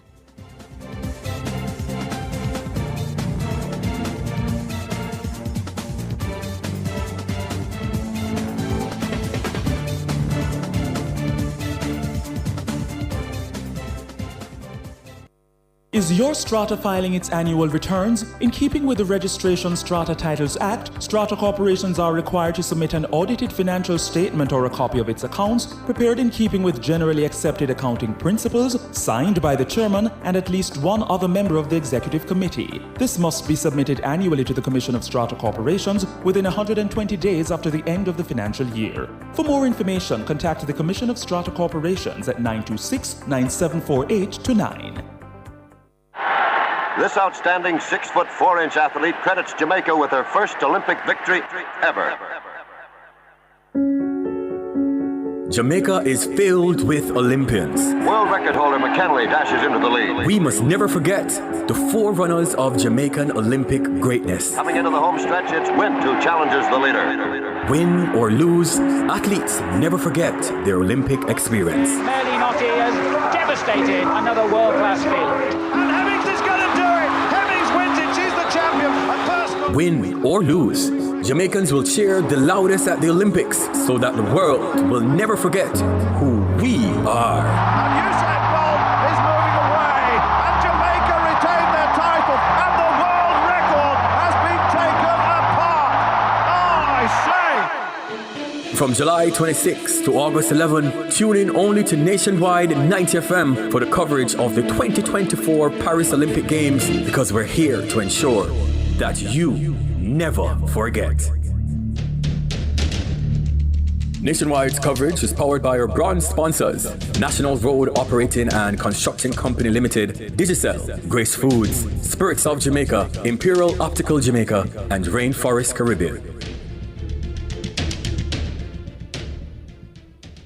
Some dreamers picture a place they call home, a house with no mortgage, a home that they own. Some dream of owning their very own store, meet a cafe or florist, or growing one into more. Where one dreams of making luxury shopping the norm, others dream of sports cars, the kind that perform. But one thing in common these dreamers all need is to build their wealth so they can achieve. Never settle for less than your dreams with Sagicor Investments. Call 888-SAGICOR to speak with a wealth advisor. Jamaica, the MAJ Symposium 2024 returns from June 6 to 9. Join virtually for the first 3 days on Zoom, then convene at the Jamaica Pegasus Hotel on June 9. This year's theme, Resilience in Healthcare, a global imperative, promises to explore strategies in building an efficient and resilient healthcare system. Tune in to Nationwide at 5 on June 6 from 6 p.m. to 8 p.m. for their public forum on cancer screening. The forum features expert insights, live streaming, and Twitter sessions, all in the name of healthcare. Visit majdoctors.com for registration details and be part of the movement towards a healthier, more resilient future. That's a live broadcast of the MAJ Symposium's public forum on cancer screening, June 6, during Nationwide at 5 from 6 to 8 p.m. Only on Nationwide 90 FM, the new revolution in media. This broadcast is brought to you by the Medical Association of Jamaica.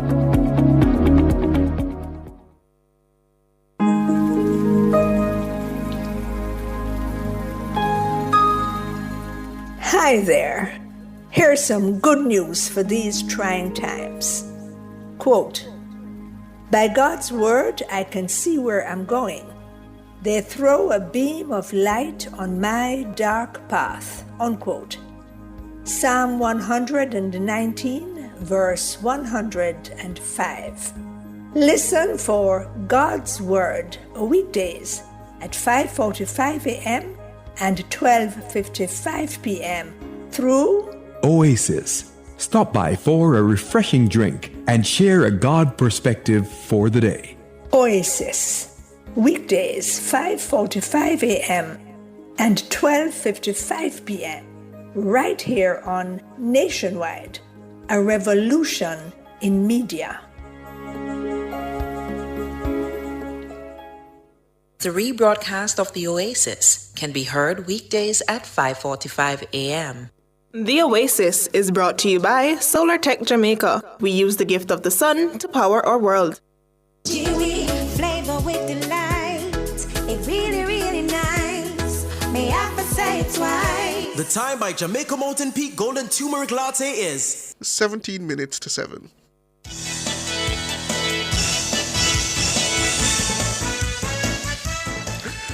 Thank you so much for staying with us here at Nationwide 90 FM. It's all about what's happening in the nation's business now on Nationwide at 5. I'm Cliff. And I'm Siobhan. Well, we're going to go now to the 2024 Atlantic hurricane season. It started on June 1. And the Meteorological Service of Jamaica is saying that more than 10 hurricanes have been forecast for the season. According to the Met Service, the prediction was adopted from the National Oceanic and Atmospheric Administration, the NOAA. It says the 6-month period is being forecast as very active. It notes that an average season experiences 14 named storms, 7 hurricanes, and about 3 major hurricanes. However, for 2024, there's expected to be 17 to 25 named storms, 8 to 13 hurricanes, and 4 to 7 major hurricanes. Last month, the head of the weather branch of the Met Service, Rohan Brown, issued a warning of an above-average season. He also urged Jamaicans to take the necessary precautions. We're expecting 23 named storms. Now, in a normal season, you should have 14. What are they predicting? 23 and more. So, therefore, all the indicators are pointing to an active hurricane season. But the most important number is 1. The most important number is 1, because all it takes is the passage of one system near Jamaica, over Jamaica, to create significant damage, the loss of livelihoods, and more importantly, the loss of lives. So my message, be prepared. Whether you are a government, whether you're a municipal corporation, whether you're a private sector, whether in your house and your family, be prepared. That's Ron Brown. He's the head of the weather branch at the Met Service. Well, Prime Minister Andrew Holness is also urging Jamaicans to prepare for the hurricane season. I take this opportunity to encourage all Jamaicans as we enter the hurricane season to, first of all, do your household preparation. Put aside food stock and water as much as you can. Make provisions for the protection of your important documents or valuables. Look at your home and see what is likely to be destroyed in a hurricane. Roof, windows, doors, trees that are in proximity to your home. Start making preparations to cut some of those branches that might become a projectile. That's Prime Minister Andrew Holness. He was speaking at a National Disaster Risk Management Council meeting last week. Well, we're going to get some more on what's in store for us from the head of the Weather Service. Rohan Brown, good evening. Good evening, gentlemen. How are you this evening? Well, we're dry, and it's not raining on the outside. Well, that is good. Good. But tell me, speaking of that, we were expecting more showers in the corporate area this afternoon. They didn't come, but what was it like in the rest of the island? So for the rest of the island, we had some pockets of showers and thunderstorms, not as heavy as they were yesterday, because although we still have the trough across Jamaica, the upper level support has drifted to the north of the island, and so we're having more of a significant rainfall over Cuba and Hispaniola, but we're still getting some rainfall in Jamaica. Not as much as we had on Tuesday, but still rainfall. So tomorrow the conditions will get even better? Better, but we're still expecting rainfall. So not as it was today, and as you go to Friday, we're expecting conditions to gradually return to normal. Mm-hmm. And to the season now, the hurricane season, all the experts are saying brace for a very, very active season. The best way to prepare, to be ready, is to prepare, Mr. Brown.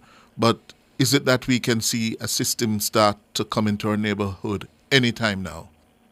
Well, as we stand now, there are no threats of tropical storm. However, there are a few tropical waves that are coming off the west coast of Africa, and we are monitoring them. They are not significant enough to be of concern at this time. But the fact that, number one, the waters of the Atlantic are warmer than normal means that they are a hotbed, and it can provide the energy to stimulate the development of these tropical waves. But as we speak, there are no threats, there are no tropical storms, no systems that could develop, but there are 1 and 2 tropical waves coming off the west coast of Africa. And the seas, the oceans out there, above normal temperatures now? They are extremely warm. As a matter of fact, I was looking at April data, and April data was the warmest April that we have we would have on history, and therefore the waters not only at the surface, but up to about 30 meters below the waters, they are extremely warm, and this warming provides what we call the fifth mechanism, or the convective ability for systems to grow and develop. So not only are you having the warming, but we're in a transition mode from El Nino to La Nina. And then when you get to La Nina, you have less wind shear, you have weaker trade winds, and as such, there is the ability for clouds to develop and form, and you have the development of cyclones. So as it is now, conditions are ripe for a very active season. Just to, in the matter of the projections, how did the projections versus the reality stack up at the last Atlantic season in terms of how many were predicted in terms of named storms and how many did we actually have? Sure, no problem. So last year, and may I say it up front, last year was the fourth most active season in the Atlantic history.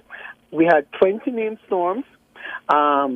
7 became hurricanes and 3 became major hurricanes. And in terms of activity, only 1993 compares with that. So it is the fourth most active year. That is number one. Number two, early in the season, they had predicted 17 named storms, but they had, when they saw that the El Nino was weakening, they went up and they said they were expecting anywhere between 14 to 21 named storms, 6 to 11 hurricanes, and 2 to 5 major hurricanes. And that is in keeping with what actually happened, because you had 20 named storms, 7 hurricanes, and 3 major hurricanes. So it is in keeping with the mid-season prediction that occurred last year. Mm-hmm. Do you find that Jamaicans are taking the concerns in terms of the threat of a hurricane seriously? We've been spared, fortunately, a major storm for quite a few years now. Do you think that the concern amongst Jamaicans is waning? All right, so the blessing can also be a curse, because since we have not experienced a tropical storm in a long time, persons are saying, well, it might not come to Jamaica. Last year was active all around us, but it didn't affect us. God is covering us, which is true, but whatever is happening, right, the indicators are that we're going to have an active season. And who to tell? What is the probability? What is the chance? Could this year be ours? So most Jamaicans that we would have encountered on our road tour or whatever, they say, yes, man, we know we need to be prepared, but boy, a long time the storm not coming up. And they always say God is protecting Jamaica. That might be true, but nature takes its course sometimes. And if you're having the right environment, there is a strong possibility that we could be impacted. And I think the message that we have to be saying now is that be prepared. Be prepared. If last year was the fourth most active and you had an El Nino, can you imagine this year when you have a La Nina? So the word out there. And can I just add a story? I remember when I was very young, I used to live in a place called Stein Irwin, Montego Bay. And I remember the day as yesterday. It was a morning that a storm was coming, and persons were on the road. Everybody was, no storm not come, no storm not come. But I remember living on a hillside, and I remember the first breeze that blew, everybody cleared the road. And you know what happened? That became Hurricane Gilbert. And that is why I do meteorology. But I remember that particular day, everybody was like a normal day. Nobody was prepared. But when that storm hit us, it was probably one of the most devastating ever for a Caribbean country. And as such, we always say, be prepared. And preparation is not anything hard or extravagant. It's just a few things we have to do and do them well. And speaking of preparation, a lot of Jamaicans are on very tight budgets and live from essentially paycheck to paycheck. They might find it difficult to essentially put aside those provisions that they need in order to prepare for a hurricane. Do you have any tips for Jamaicans on that kind of restrictive budget as to how they can make sure that they build up those stockpiles for when it's needed? Sure. So we know without doubt that between June and November every year, we are going to have activity that relates in hurricane development, right? Now, can you imagine if in January, instead of buying one extra tin of bully beef, you could buy 2 extra tins of bully beef and rotate them. So at all times, you would have 2 extra. If you buy another one in February, you would have 3 extra. If you buy another one, an extra one in 4. In March and April. So sometimes you don't have to buy in bulk, but you can buy small quantities earlier on in the year, and if you get to the hurricane season, you have a little box or a little stuff with additional stuff just in case. And therefore, if you begin to plan from early and buy small, you don't have to be running to the supermarket when you hear a hurricane is on your doorstep. So preparation and early preparation is a key. And sometimes if you do those little incremental stuff, you'll be surprised what you have in your stock cupboard.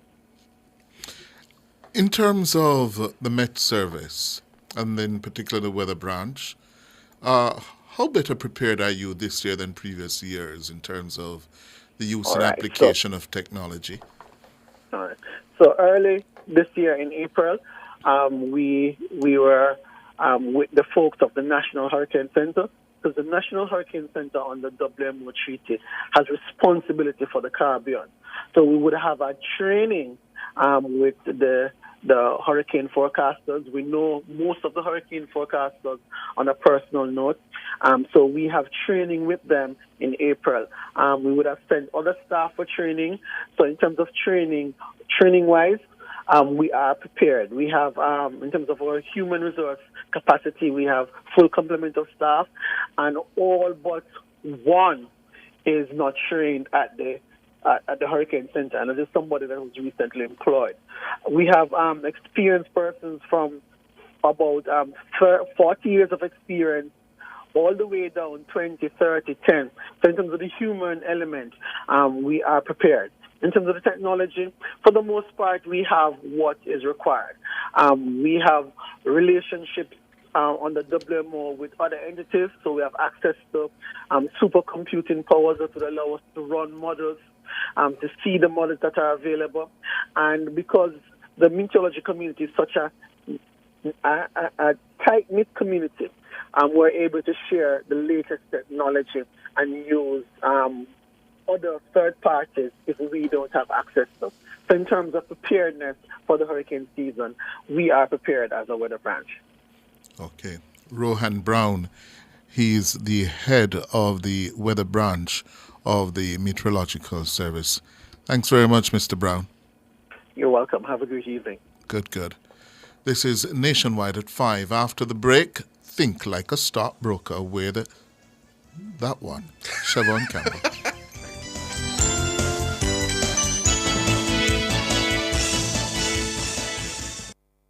Touching lives every day, so many different ways, a part of all you do.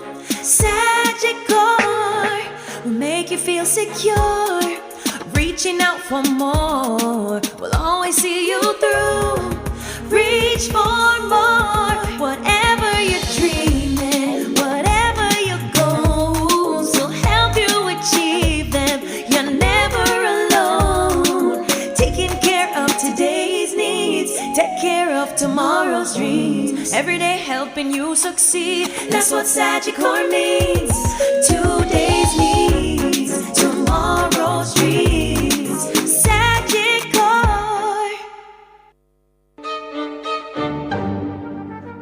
Optimist International Jamaica Kingston presents Classics in June 2024, Sunday, June 16 at the Hewitt Chapel, starting at 5 p.m. Artists include Stephen Woodham, Yuko Aoki, and Rafael Salazar. Cost $3,500. Tickets available at Music Mart and all Monarch Pharmacy locations. Sponsors include Chase Fund, Kingston Freeport Terminal, Nationwide News Network, VM Group, and Vinci Construction. The Watchman. Exploring issues shaping our society, government, and business. Provocative, unconventional. Dr. Henley Morgan is The Watchman. Good evening. Beating controversy gathers steam. As a little boy, a new headmaster arrived at my primary school.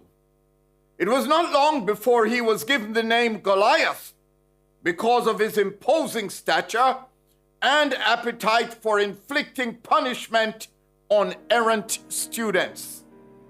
It is not an exaggeration to say his office became like a torture chamber when he would apply the rod of correction. The tendency to beat the hell and demons out of wrongdoers carried over to the penal system. Again, I vividly recall as a child, a man coming to the manse, my family home, taking off his shirt and showing his back to my father. The man had just returned from prison where he had endured several licks of the cat-o'-nine whip for a crime which later in life I understood to be rape. His back looked like the tracks at Cambridge, where we would go to catch the diesel train to Kingston. Not to be outdone, the home would get in on the act. One Easter harvest, a quote-unquote bad boy from the community allowed himself to be locked in the church where he slept among the sweet-smelling, freshly baked bread made in the shape of alligators. The next day, it was discovered that the make-believe creatures had parts of their anatomy missing, eaten by the boy who made good his escape. Captured like an animal, he was returned to his home, where his mother for hours unending subjected him to a beating commonly called murderation. We have come a long way since those days. With the help of legislation and education, corporal punishment has been largely eliminated from the penal system and from schools. The spotlight is now turned on the home. Addressing the Ministry of Justice's Child Diversion Forum at the Spanish Court Hotel in commemoration of Child Month, May 2024, Justice Minister Delroy Chuck said the following. I quote from a newspaper report. The government intends to outlaw any form of corporal punishment. We have done so in the schools, and we want to do it in the homes because it is wrong. It doesn't help the child. End of quote by Justice Minister Delroy Chuck. One church group was quick to accuse the government of overreach. To head off the approaching tsunami of protest, the office of the Prime Minister in a hurried statement said, no decision had been taken to ban corporal punishment in homes. Instead of banning corporal punishment in homes, my suggestion is for the government to adopt the American Academy of Pediatrics definition, which is, and I quote, non-injurious open-handed hitting with the intention of modifying child behavior, end quote.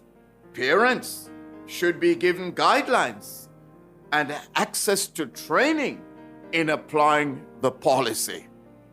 Excesses should be dealt with under the provision of suitably amended Offenses Against the Person Act or other relevant legislation. Leave what happens in the home between parents and their children alone. A word for the wise is sufficient. Think on these things. Produced by Agency for Inner City Renewal, AIR, and recorded in the Jamming Studio Trenchtown, a breath of fresh air bringing change to the inner city. The mission of the Ministry of Legal and Constitutional Affairs includes revising Jamaica's legal and constitutional infrastructure and accelerating the pace of reform. The time by the MLCA is 7:03.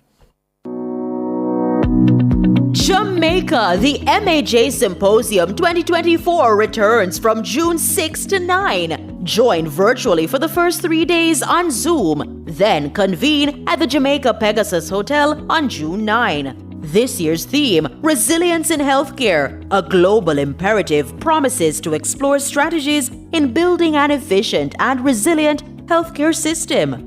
Tune in to Nationwide at 5 on June 6 from 6 p.m. to 8 p.m. for their public forum on cancer screening. The forum features expert insights, live streaming, and Twitter sessions, all in the name of healthcare. Visit majdoctors.com for registration details and be part of the movement towards a healthier, more resilient future. That's a live broadcast of the MAJ Symposium's public forum on cancer screening, June 6, during Nationwide at 5 from 6 to 8 p.m. Only on Nationwide 90 FM, the new revolution in media. This broadcast is brought to you by the Medical Association of Jamaica.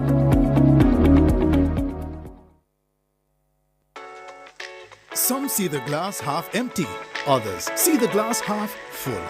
You check if there's water in the tap, because smart investors think ahead. This is Sagicor Investments. Think like a stockbroker, giving you a clearer perspective on the investment markets. Good evening, ladies and gentlemen, and welcome to another exciting episode of Sagicor Investments Think Like a Stockbroker, where we give you the information and insights you need to navigate the market. I'm joined again by Jodian Arish. She's Sagicor Investments Assistant Vice President for Research and Strategy. Good evening, Jodian. How are you doing? Hey, Siobhan. I'm doing well. How are you? Doing quite good myself. Before we get into it, we need to do another recap. We talked about geopolitics and elections last week and how that affects the market. Can you just give us a rundown again? So just in terms of recap, I think what we wanted to focus mainly on is that with climate change issues and adverse weather conditions, as well as elections, is that there could be changes in policies that governments effect to deal with climate change, or if it is that there's a change in government, there could be some changes in policies. And those policies would have an impact on the companies that are operating within the countries. And as investors, as equity investors, you're really buying into the company. So if there is policy that has some impact on a particular company, then it would have an impact on us as shareholders. And impacts can be good or bad, as we'd have touched on, because there could be positive for some companies in the event of adverse weather conditions. So those companies that are providing weather relief or a solution for certain weather-related activities could then be having, seeing some positive impetus in terms of their performance, while there are those companies that would be adversely impacted by weather issues or weather conditions, and those would then possibly have some negative impact on our portfolio. We'll also touch a bit on, in terms of for elections, what it is that we are watching as investors is really what sort of changes is likely to come. So the discussions, the debates will give us an idea of what each party or each candidate would like to change in terms of the policies for the particular country, whereas the polls would then give us an idea of which one is likely to go. So whenever there isn't much difference in terms of the discourse between two parties, so for example, if the policies are not very materially different, then that tends to have a lesser of an impact on the stock market.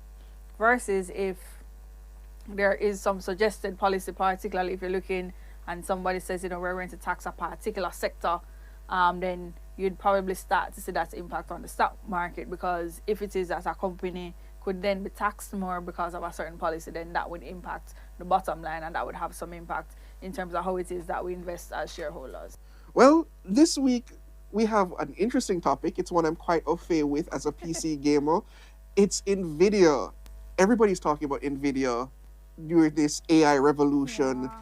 Their stocks are up, and they just seem to be keep going up, up, up, up, up. Can you give us some information on that? Definitely. So as you mentioned, it is a company that is within AI. So they do both software and hardware. And as we have been talking about, AI is one of those mega forces. Artificial intelligence is one of the mega forces that we have looked at. So we know that there is quite a bit of potential because there's increased demand for artificial intelligence. What it is that particularly we would have noted about NVIDIA is that the company would have announced a stock split, as well as they released really, really good numbers for their first quarter ending April. And that would have come at towards the end of May.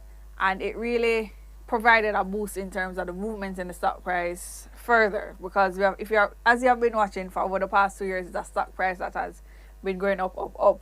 And particularly once the news was released of a stock split, as well as that compounded with the actual good earnings results, actually saw further movement in the stock price. So a stock split is really where it's a corporate action where a company increases the number of shares that they have outstanding. So typically, management and board would meet, and then the board would actually approve a stock split. And so they'd say, for example, we'll have a 2-to-1 stock split, which means for each share that a shareholder has, he would receive an additional share.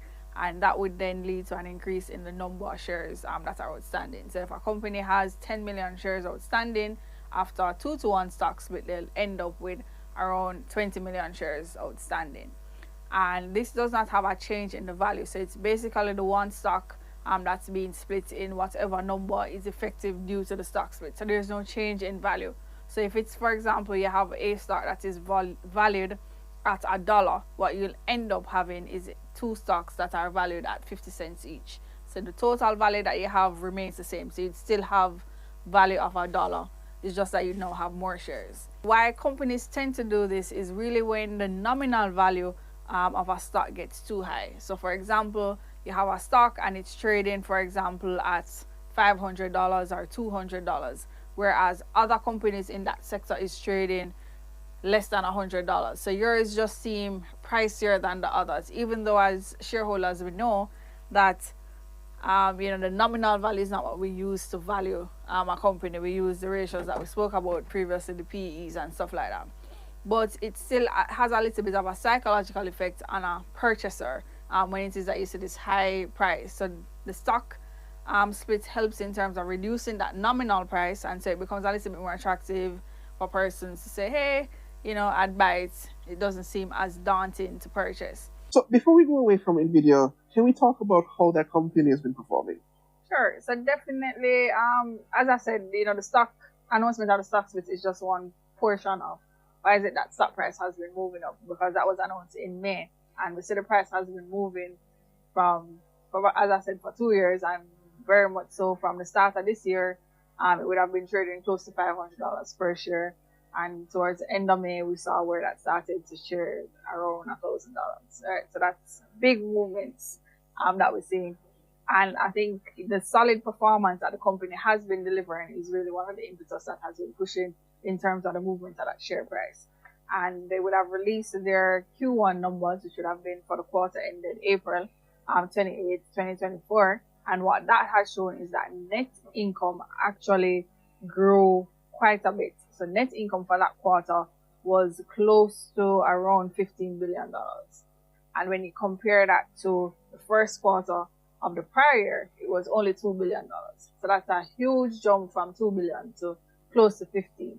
And that would have been quite a bit of the impetus. And what they spoke on in terms of the company release is that there is that increased demand, as we have been talking about, for AI chips. And that demand is coming from some of the companies that Amazon, Meta, Google, Microsoft. And so there's strong demand, particularly for AI chips, and that has really been what has been fueling in terms of the price performance for that company. And what has fueled their internal financial performance is really the demand for AI chips. So it's one of those companies that there is quite a bit of poise for growth, considering that there is that still high demand for AI. But I must caution that there is still quite a bit of risk as we move into AI, because as we have been following, we see where celebrities are complaining that, the voices are being used. So there is still some risk surrounding AI. So it's not something that you necessarily just, jump right in as usual. Talk to your Sagicor Investment Wealth Advisor, and they will guide you through to the decisions as to whether or not this is something that would fit into your portfolio. Interesting. Let's move away from single company and talk about economic indicators again. We had some new information coming in terms of GDP, not only here in Jamaica, but also in the United States. Give us a rundown. So in the US market, what we're seeing now is that the Bureau of Economic Analysis would have released second estimates for real GDP growth. And it's actually showing a slowing based on the initial projections, the initial numbers that they would have given for Q1. And so GDP growth in the US for January to March is roughly 1.3%. And initial estimates that came out first was that it was around 1.6%. And what would have caused this downward revision is really that consumer spending has actually revised downwards. So in terms of the growth that they thought they're seeing in consumer spending when they went back and did second estimates, they're seeing that growth is not as strong as was initially calculated. And what would have fueled into that is actually, I think, a reduction in terms of auto sales. And so it's somewhat of a monetary policy effect somewhat working through. So remember, we have higher interest rates, and from that end, persons would then pull back, because if the rates are higher, I may not be as bullish or as optimistic to go and take on new debts because it's a higher rate, and that would have had some impact on the market.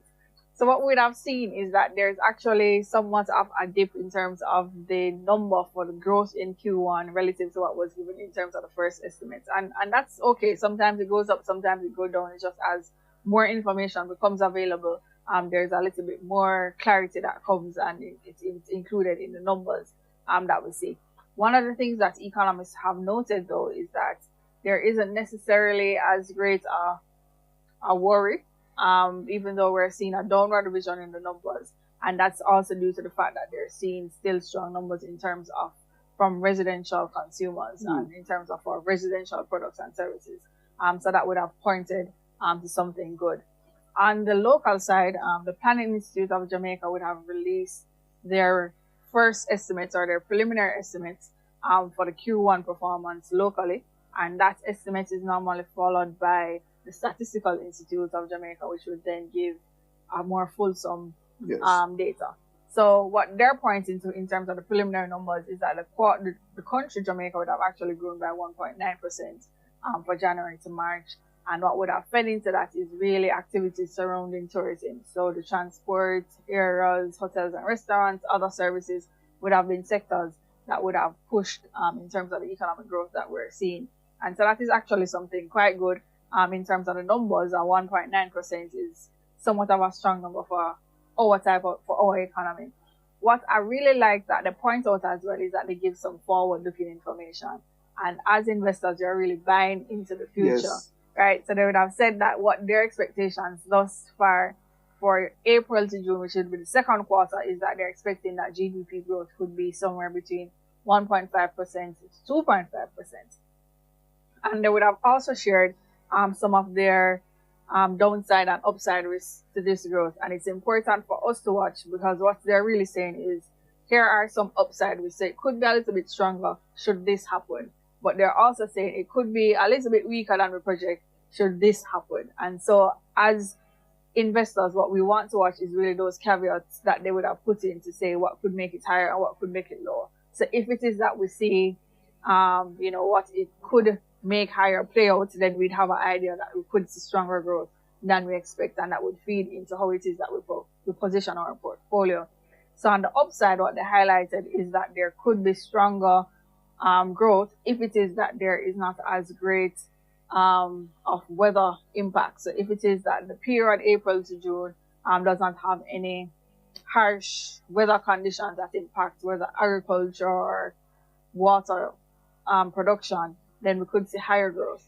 And then I guess on the converse, if it is then that we have some sort of shock in terms of weather-related activities in June, then we could probably see that this number is a little bit lower. It's customary before we close things out to give a stock pick of the week. What do you have for us this week? All right, so this week we'll be looking at Lasco Manufacturing Limited, the soy beverage, the juice drinks, as well as water. And one of the things for Lasco is that it's a company that the research team at Sagicor Investments has been looking at for quite some time. It's one of those stocks that we would have recommended to clients, and it was trading within $3 region thereabout. I think the stock trades now probably between $5 and $6. It's one of those that we'd have been recommending to clients, and we'd have been watching in terms of how it is that they're performing. So they would have released towards the end of May their audited financials for the year ended March 2024. And what we're seeing from those numbers is that there's actually an increase in revenue. And they pointed to the growth in revenue is actually due to increased volumes because it did not change price throughout the year. So it shows that there is robust demand for their products because we're seeing that movement in terms of the revenue for Lasco Manufacturing. And as we'd have spoken before, is that one of the things that we want to watch is actually the movement in terms of the margin ratios. So the gross profit margin actually increased. I think it went up by about 150 basis points thereabouts. And what that speaks to is that there is improved efficiency for this company. And that's something that you want to watch. How it is that they're able to manage their operations. Is it that they're getting better at delivering the products, or is it that there is some hampering for those products? And so that would have factored into the performance that we're seeing. And net profits would have been about 14% higher than they would have been in the prior financial year. And then we took a look at our balance sheet numbers, which actually showed quite a healthy balance sheet.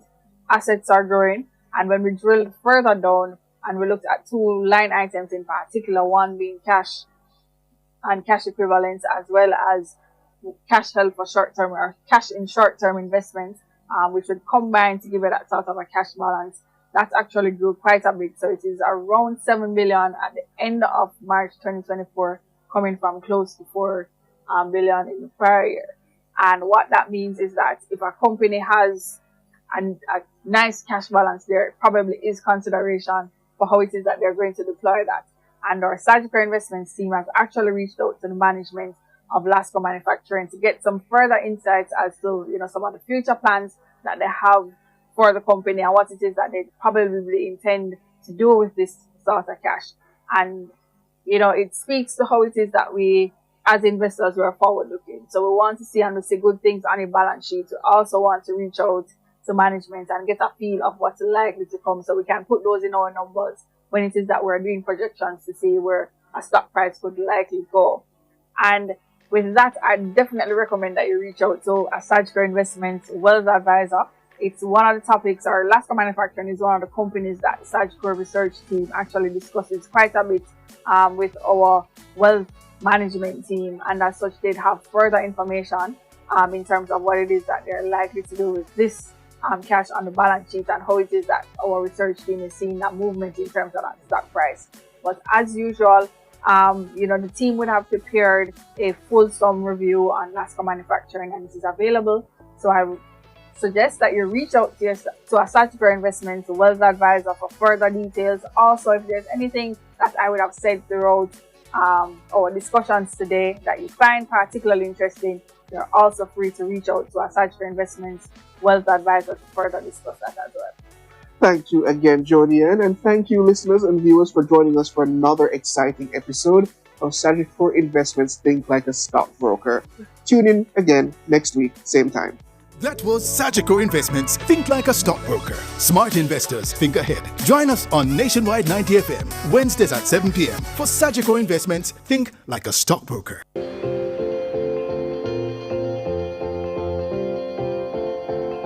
When you build wealth with Sagicor Investments,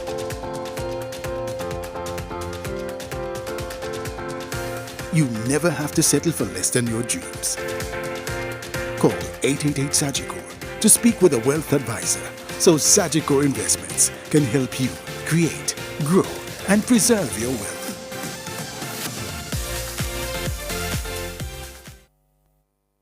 Fast, friendly service? Check. Delicious chicken? Check. Get Quick Chick. Available at Grants Pen and Halfway Tree. Great taste without the wait. The time by Quick Chick is 7:22.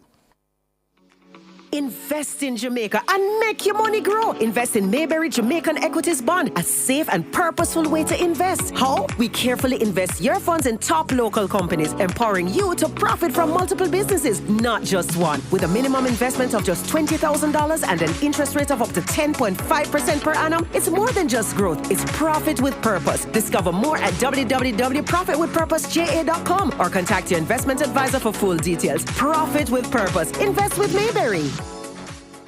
My Mega With so much to do in one location, make Megamart your one-stop shop. Pick up your groceries and houseware needs, grab a bite and pay some bills, fill your prescriptions and see the beauty products in our pharmacy. All in one amazing location. My Megamart, the best value by far.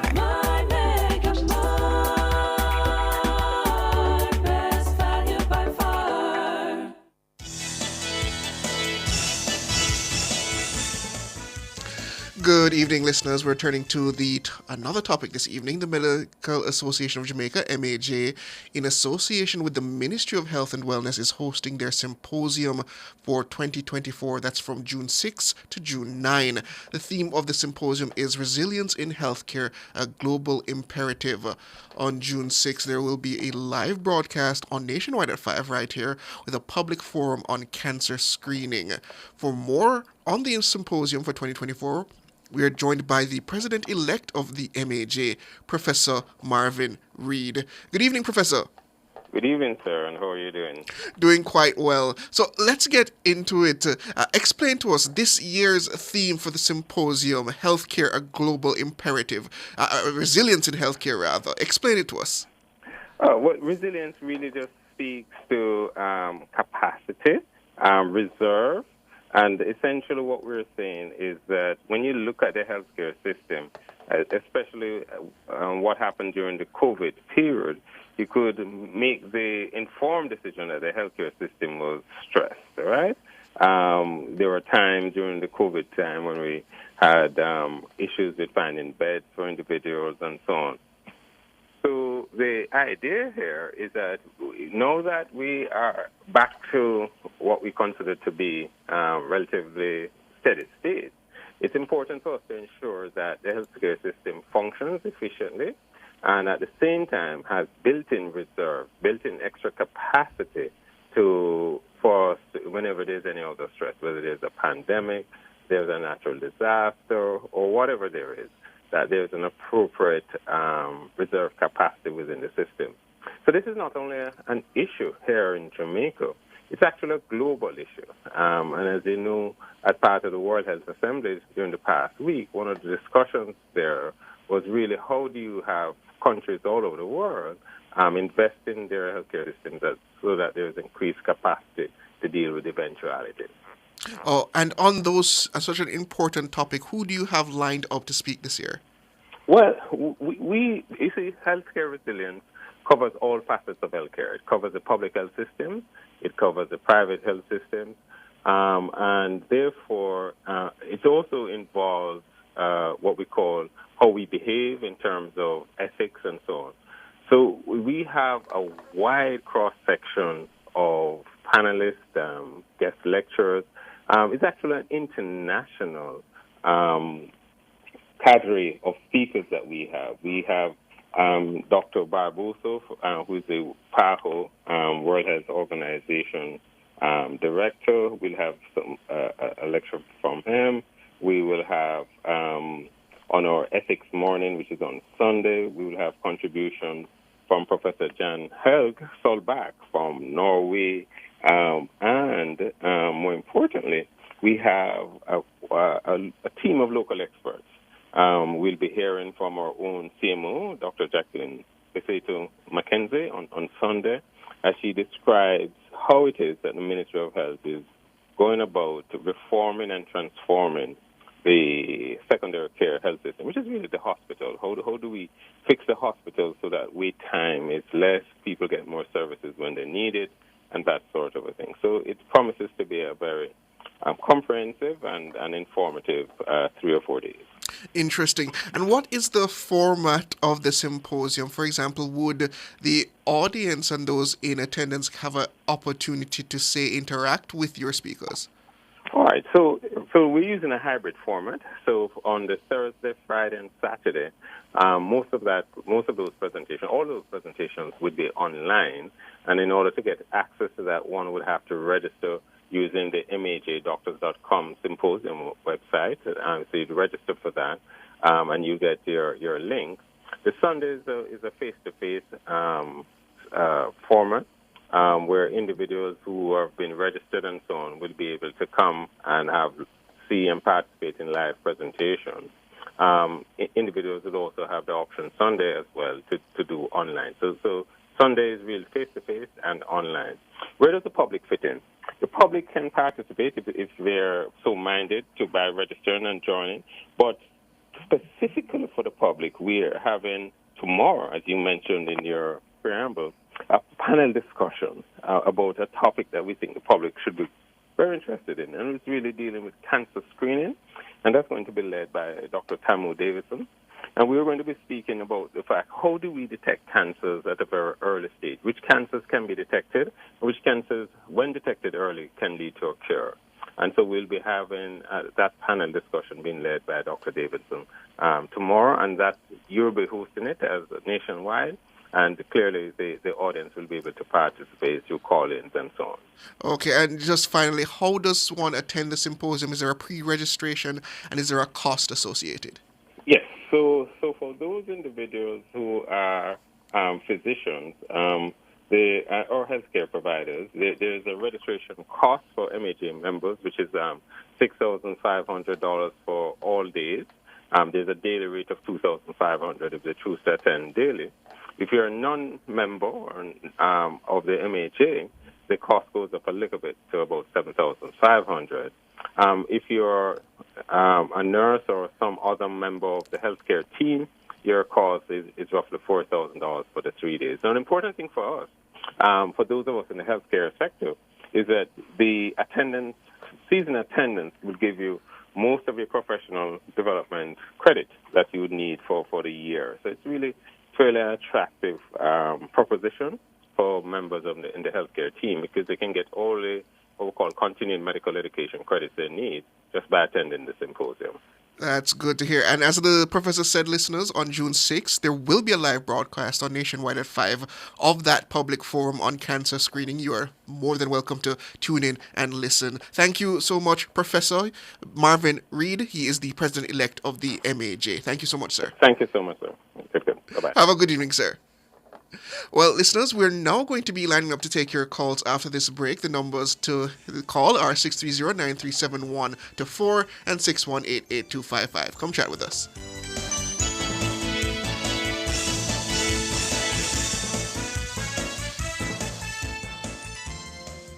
The following is an excerpt from the Minister of Justice, Delroy Chuck's sectoral presentation, Providing Justice, Transforming Lives. Madam Speaker, the child diversion is a success story because we have been able to get a number of children, hundreds of children, mentored, counseled. We have been able to do psychological assessment of these students. And what I can tell you, Madam Speaker, that they are able, 70% have been able to get mentors, and the success rate is tremendous. And you will see in your booklet at the relevant page, Madam Speaker, testimonials from children who say that after this child diversion program, they are now able to see the light. They are now able to come out of their shell. And what has happened, Madam Speaker? The demand and the success is so much that we are now doubling up the number of child diversion officers across the island. Madam Speaker, victim services is another area which we cannot ignore. When we seek to manage conflicts by implementing preventative measures that will reduce the escalation of violent behaviors, it is important that we do not forget the victims of crime. What is important, Madam Speaker, is for these victims to visit the Victim Service Office in the parishes. When you have been abused at home, you suffer from a crime, I beg of thee, do not sit at your house and think about revenge and employing contract killers to go and take it out on the offenders. Visit the Victim Service Office and discuss with the councillors, because, Madam Speaker, many of the crimes occurring in this country is because of revenge and retaliation. We are urging the victims of crimes, of abuse and so on, go to the Victim Service Offices, get some support and counseling, and where appropriate, we refer the victims and hopefully the offender to restorative justice. The proceeding was an excerpt from the Minister of Justice Delroy Chuck's sectoral presentation. For information on justice services, call 888-JUSTICE, that's 888-587-8423, or visit at MOJ Official on Facebook, Instagram, X, and YouTube. The Ministry of Justice, providing justice, transforming lives. Building wealth the smart way means you have a clear mission for your money. Specific and measurable means defining the reason for your financial goals. Achievable and realistic means keeping those goals meaningful, yet attainable. Think more retirement, less world's richest. Timely means keeping a time frame in mind so that all efforts remain focused. Visit barita.com/opportunities for more growth coach insights. My Mega With so much to do in one location, make Megamart your one-stop shop. Pick up your groceries and houseware needs, grab a bite and pay some bills, fill your prescriptions and see the beauty products in our pharmacy. All in one amazing location. My Megamart, the best value by far.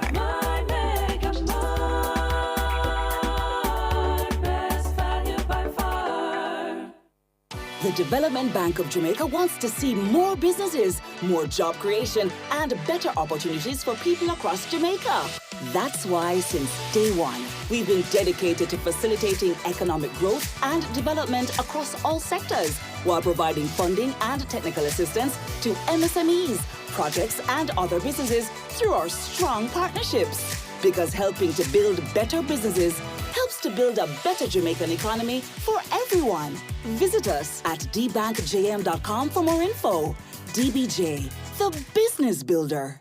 Fosterage Company Limited is adding a new store, and guess where it will be? That's right, Drax Hall. Join Cliff Views online at 10 a.m. to 1 p.m. on June 6, 2024, as we broadcast from Fosterage Company Limited in Drax Hall, St. Anne. Then tune in to the E-Zone from 4 to 5 p.m., where we will bring you live updates of the official launch from Fosterage's Drax Hall location. Bring your friends and family to experience the new and vibrant atmosphere. Come and celebrate Fosterage Drax Hall's grand opening and enjoy up to 30% discount on all purchases. So don't miss Cliff Views online, 10 a.m. to 1 p.m. on June 6, 2024. Then the E-Zone from 4 to 5 p.m. for updates of the official launch.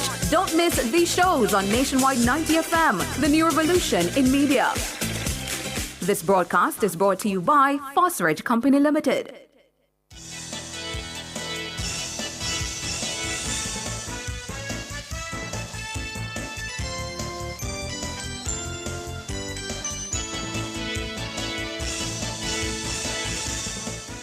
Before we go to the calls, just a quick public notice from the Transport Authority.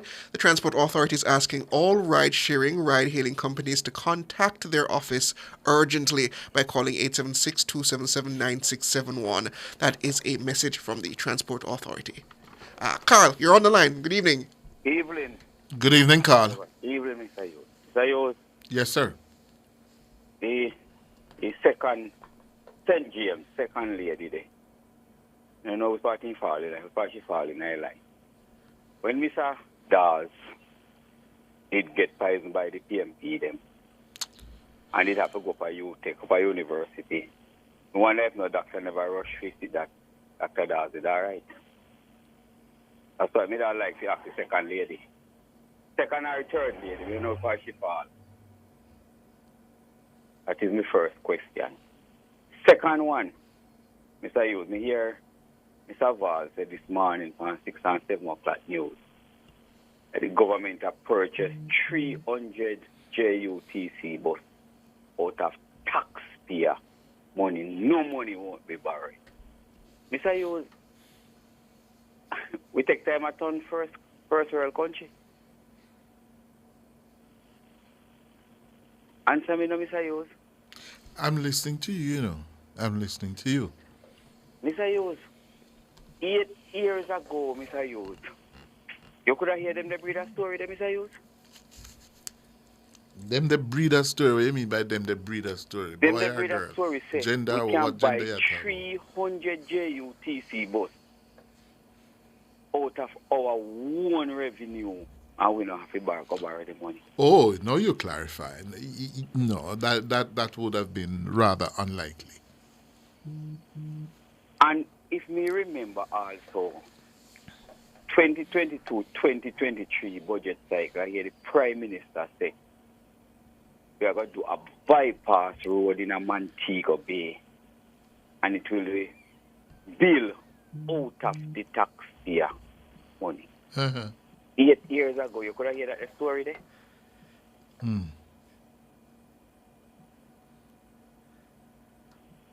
You wouldn't hear that story there, Mr. Hughes? I don't know. Hello? I don't know, Carl. Make your point now, Carl. Why you want to draw me in a... Why you want to draw me in a way you One thing I will say, Carl, you are always on message. You never go off message. And then I come look our support. Make your point, man. What Mr. Hughes, you cannot talk to somebody. I not hear them answer. If me wrong, I Because right. we listen. When we feel it important, we will intervene.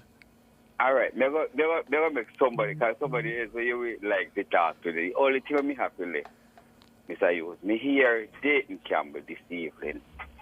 And I was on the highway going home, and I called Colonel Charles Jr. immediately, that I brother, and asked him, Dayton Campbell, run fast and go put it in a court tomorrow morning. Run fast and go. But please remember when you go, put in one for yourself. So not left out yourself. Have a blessed night. Okay, you too, Carl. Have a good one. 20 minutes going up to 8 o'clock. We're taking your calls now on 876-630-937124 or 618-8255. The numbers 876-630-937124 or 618-8255. Wow. What a day. One thing Carl raises, though, would you, and it's a different topic, but the same thing he raised, interestingly enough, would you have expected to see a story like what we had today, say, 8 years ago? Which regarding Roa Moy Crawford. Would you have expected to hear a story like that spoken publicly by a MP, any MP, on such a very personal matter? No. A decade ago, no. I think we have entered a new paradigm in public discourse and the politics. And it's not for the better. Let me be very clear. It's not for the better. It's for the worse. We're seeing a coarsening and a diminution of standards and values, and it is very disheartening. And by the way, it's not unique to Jamaica. It's certainly in the United States that we tend to take a lot of our cue from. We're seeing that now with the Trump phenomenon and infections. asked the same question about 8 years ago. A man who is a convicted felon would still be in the race and leading the race to be president of the United States of America would just not happen. Not happen. That's what we're seeing here in Jamaica as well.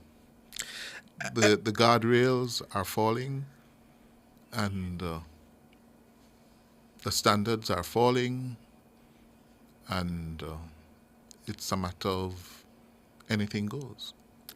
And it's a matter of how social media has made matters public in a way that I don't think many people expected them to be public.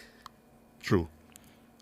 It has not only nurtured but catalyzed what we're now having to confront. Yeah? There's no, as I said, guardrails, and people do anything, say anything, post anything, and for the most part, get away with it.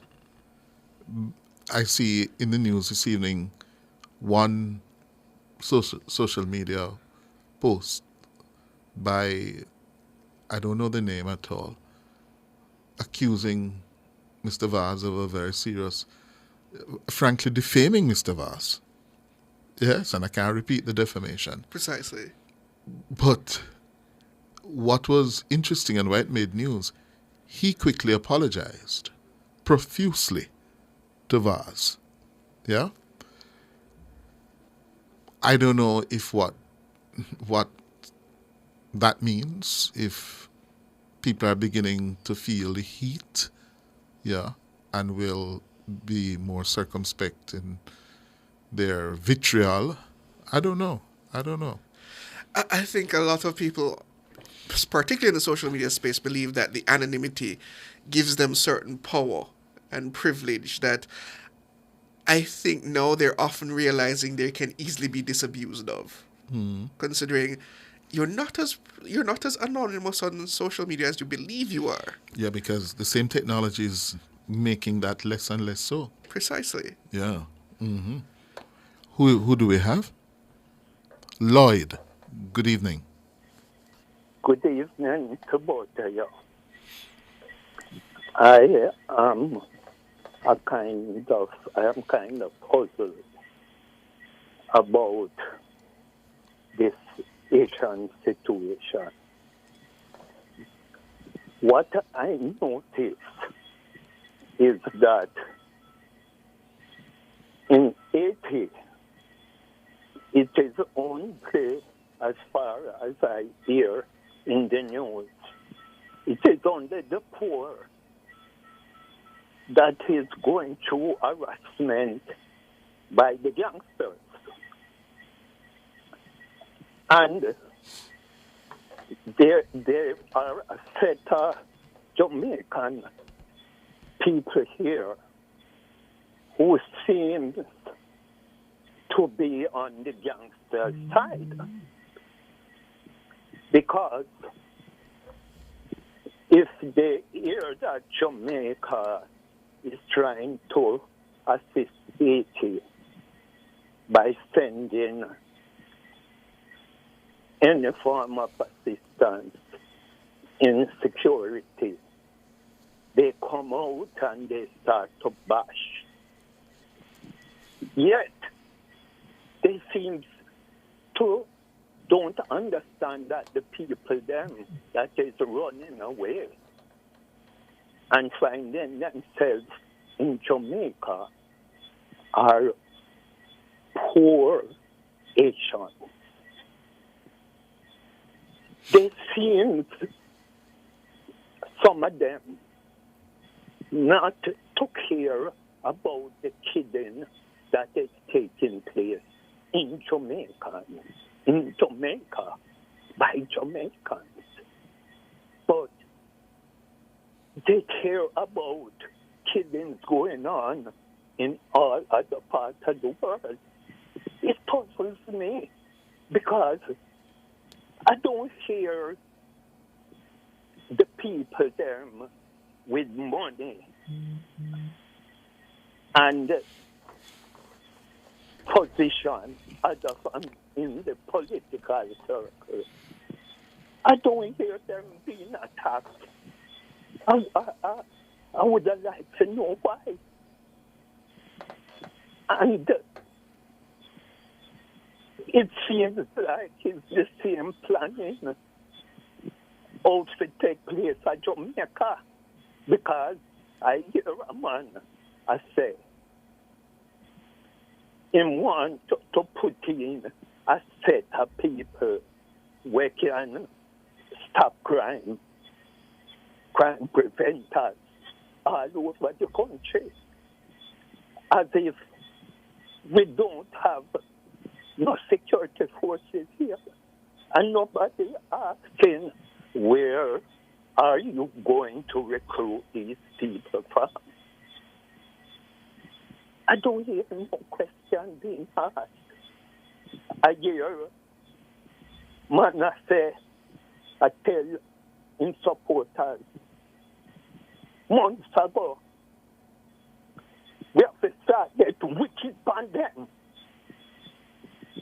No sound from civil society, no sound from other influential people. I want to know what reason that is here at Jamaica. It looks like some people can just say anything. And all the influential people remain quiet. Man, Jamaicans better wake up, because man I say, if a man murder you, him forget 8 to 12 years. Do the people that were murdered that 80-year-old woman and light our house, them people that forget it. All right, so we have to give somebody else a chance now. Yes? Robbie, good evening. Hello, Robbie? Hello, Robbie? All right, not hearing Robbie. Charmaine? Hello, good night, Cliff. Good evening. Good evening, Seban. Good evening, Charmaine. Nice to hear you. Okay, Cliff, yesterday I heard George making an announcement. Making an announcement on the sound off, said that should be the last of the sound off for the time being. I was so happy because the sound off gets so boring, especially since Triple X not there. So I'm just waiting to see what will come for us to enjoy it. Because Nationwide is my station. Even at night, I listen to repeat of everything you and Tana. You be Tana and George, I love them in the morning so much. They make my day. George is a troublemaker and him draw Tana enough morning. And I enjoy them. So let's see what we're going to get in the 1 o'clock bell. Yes. Okay. That's next week. Thank you very much. You're welcome, Charmaine. Good. I hear Robbie's back. Yes, good evening. Evening, Good Robbie. evening.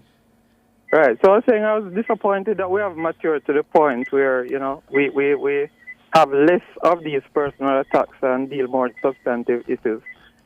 However, what I'd like to say is that I think it's unfortunate that our leaders, they don't decry this nasty behavior generally. In fact, I hardly hear them speaking out when it is done in their favor.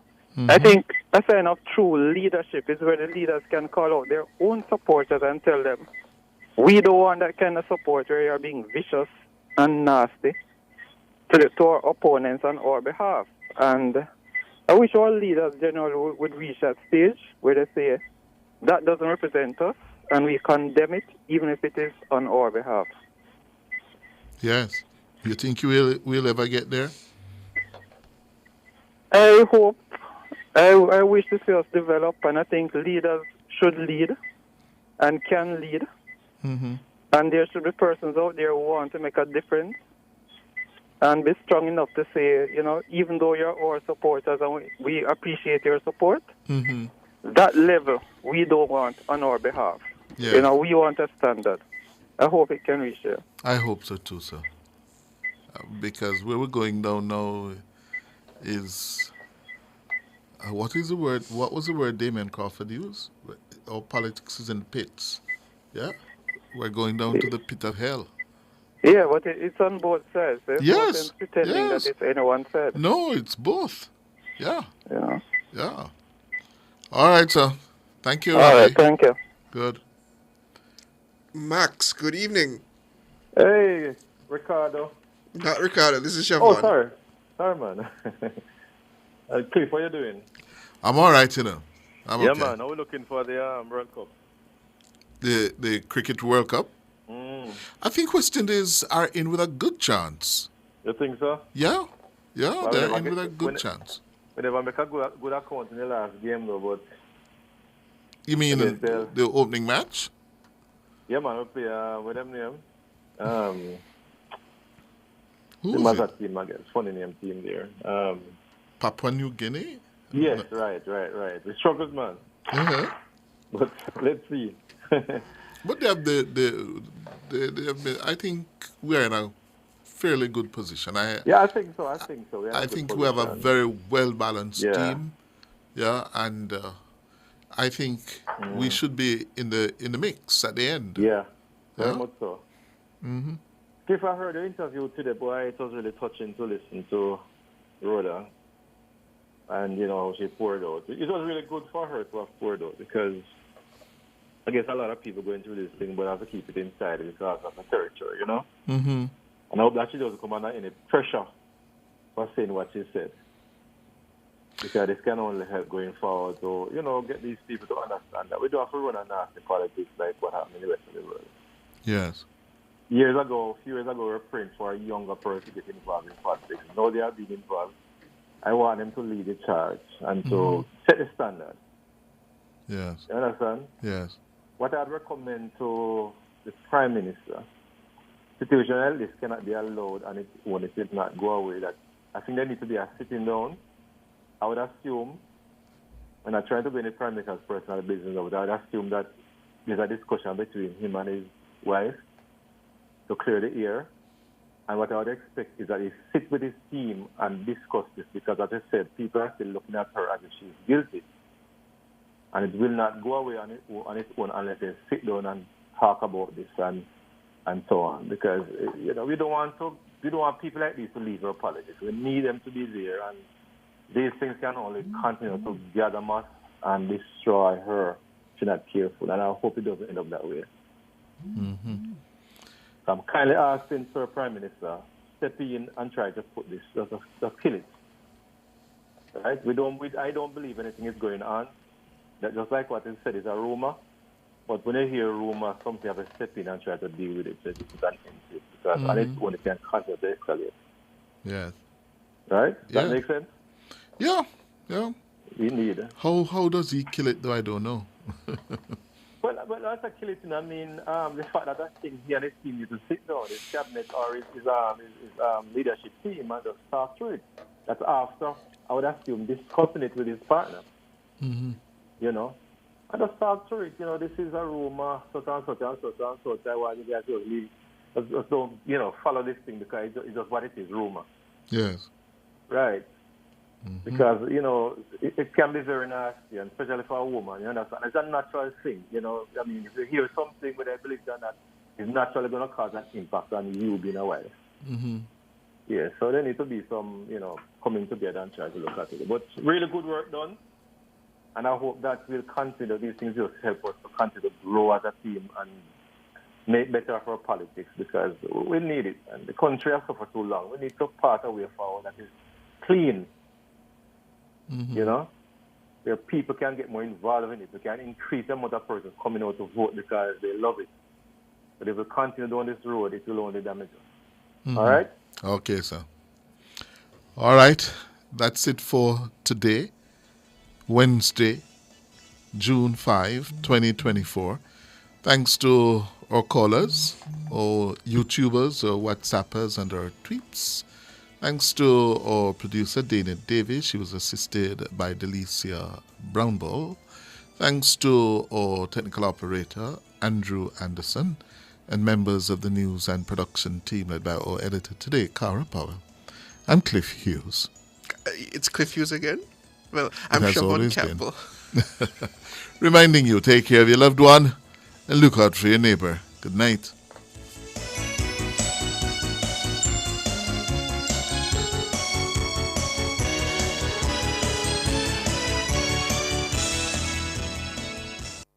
Experience Jamaica's Olympic triumphs in Jamaica Gold, a golden spotlight. Brought to you by Petrojam E1087 Gas Promotion, serving Jamaica's energy needs. Veronica Campbell-Brown ensured that Jamaica swept the sprint titles in Beijing, winning the 200 meters final to retain the crown she won 4 years earlier. This was how Jamaica picked up its 11th Olympic gold medal.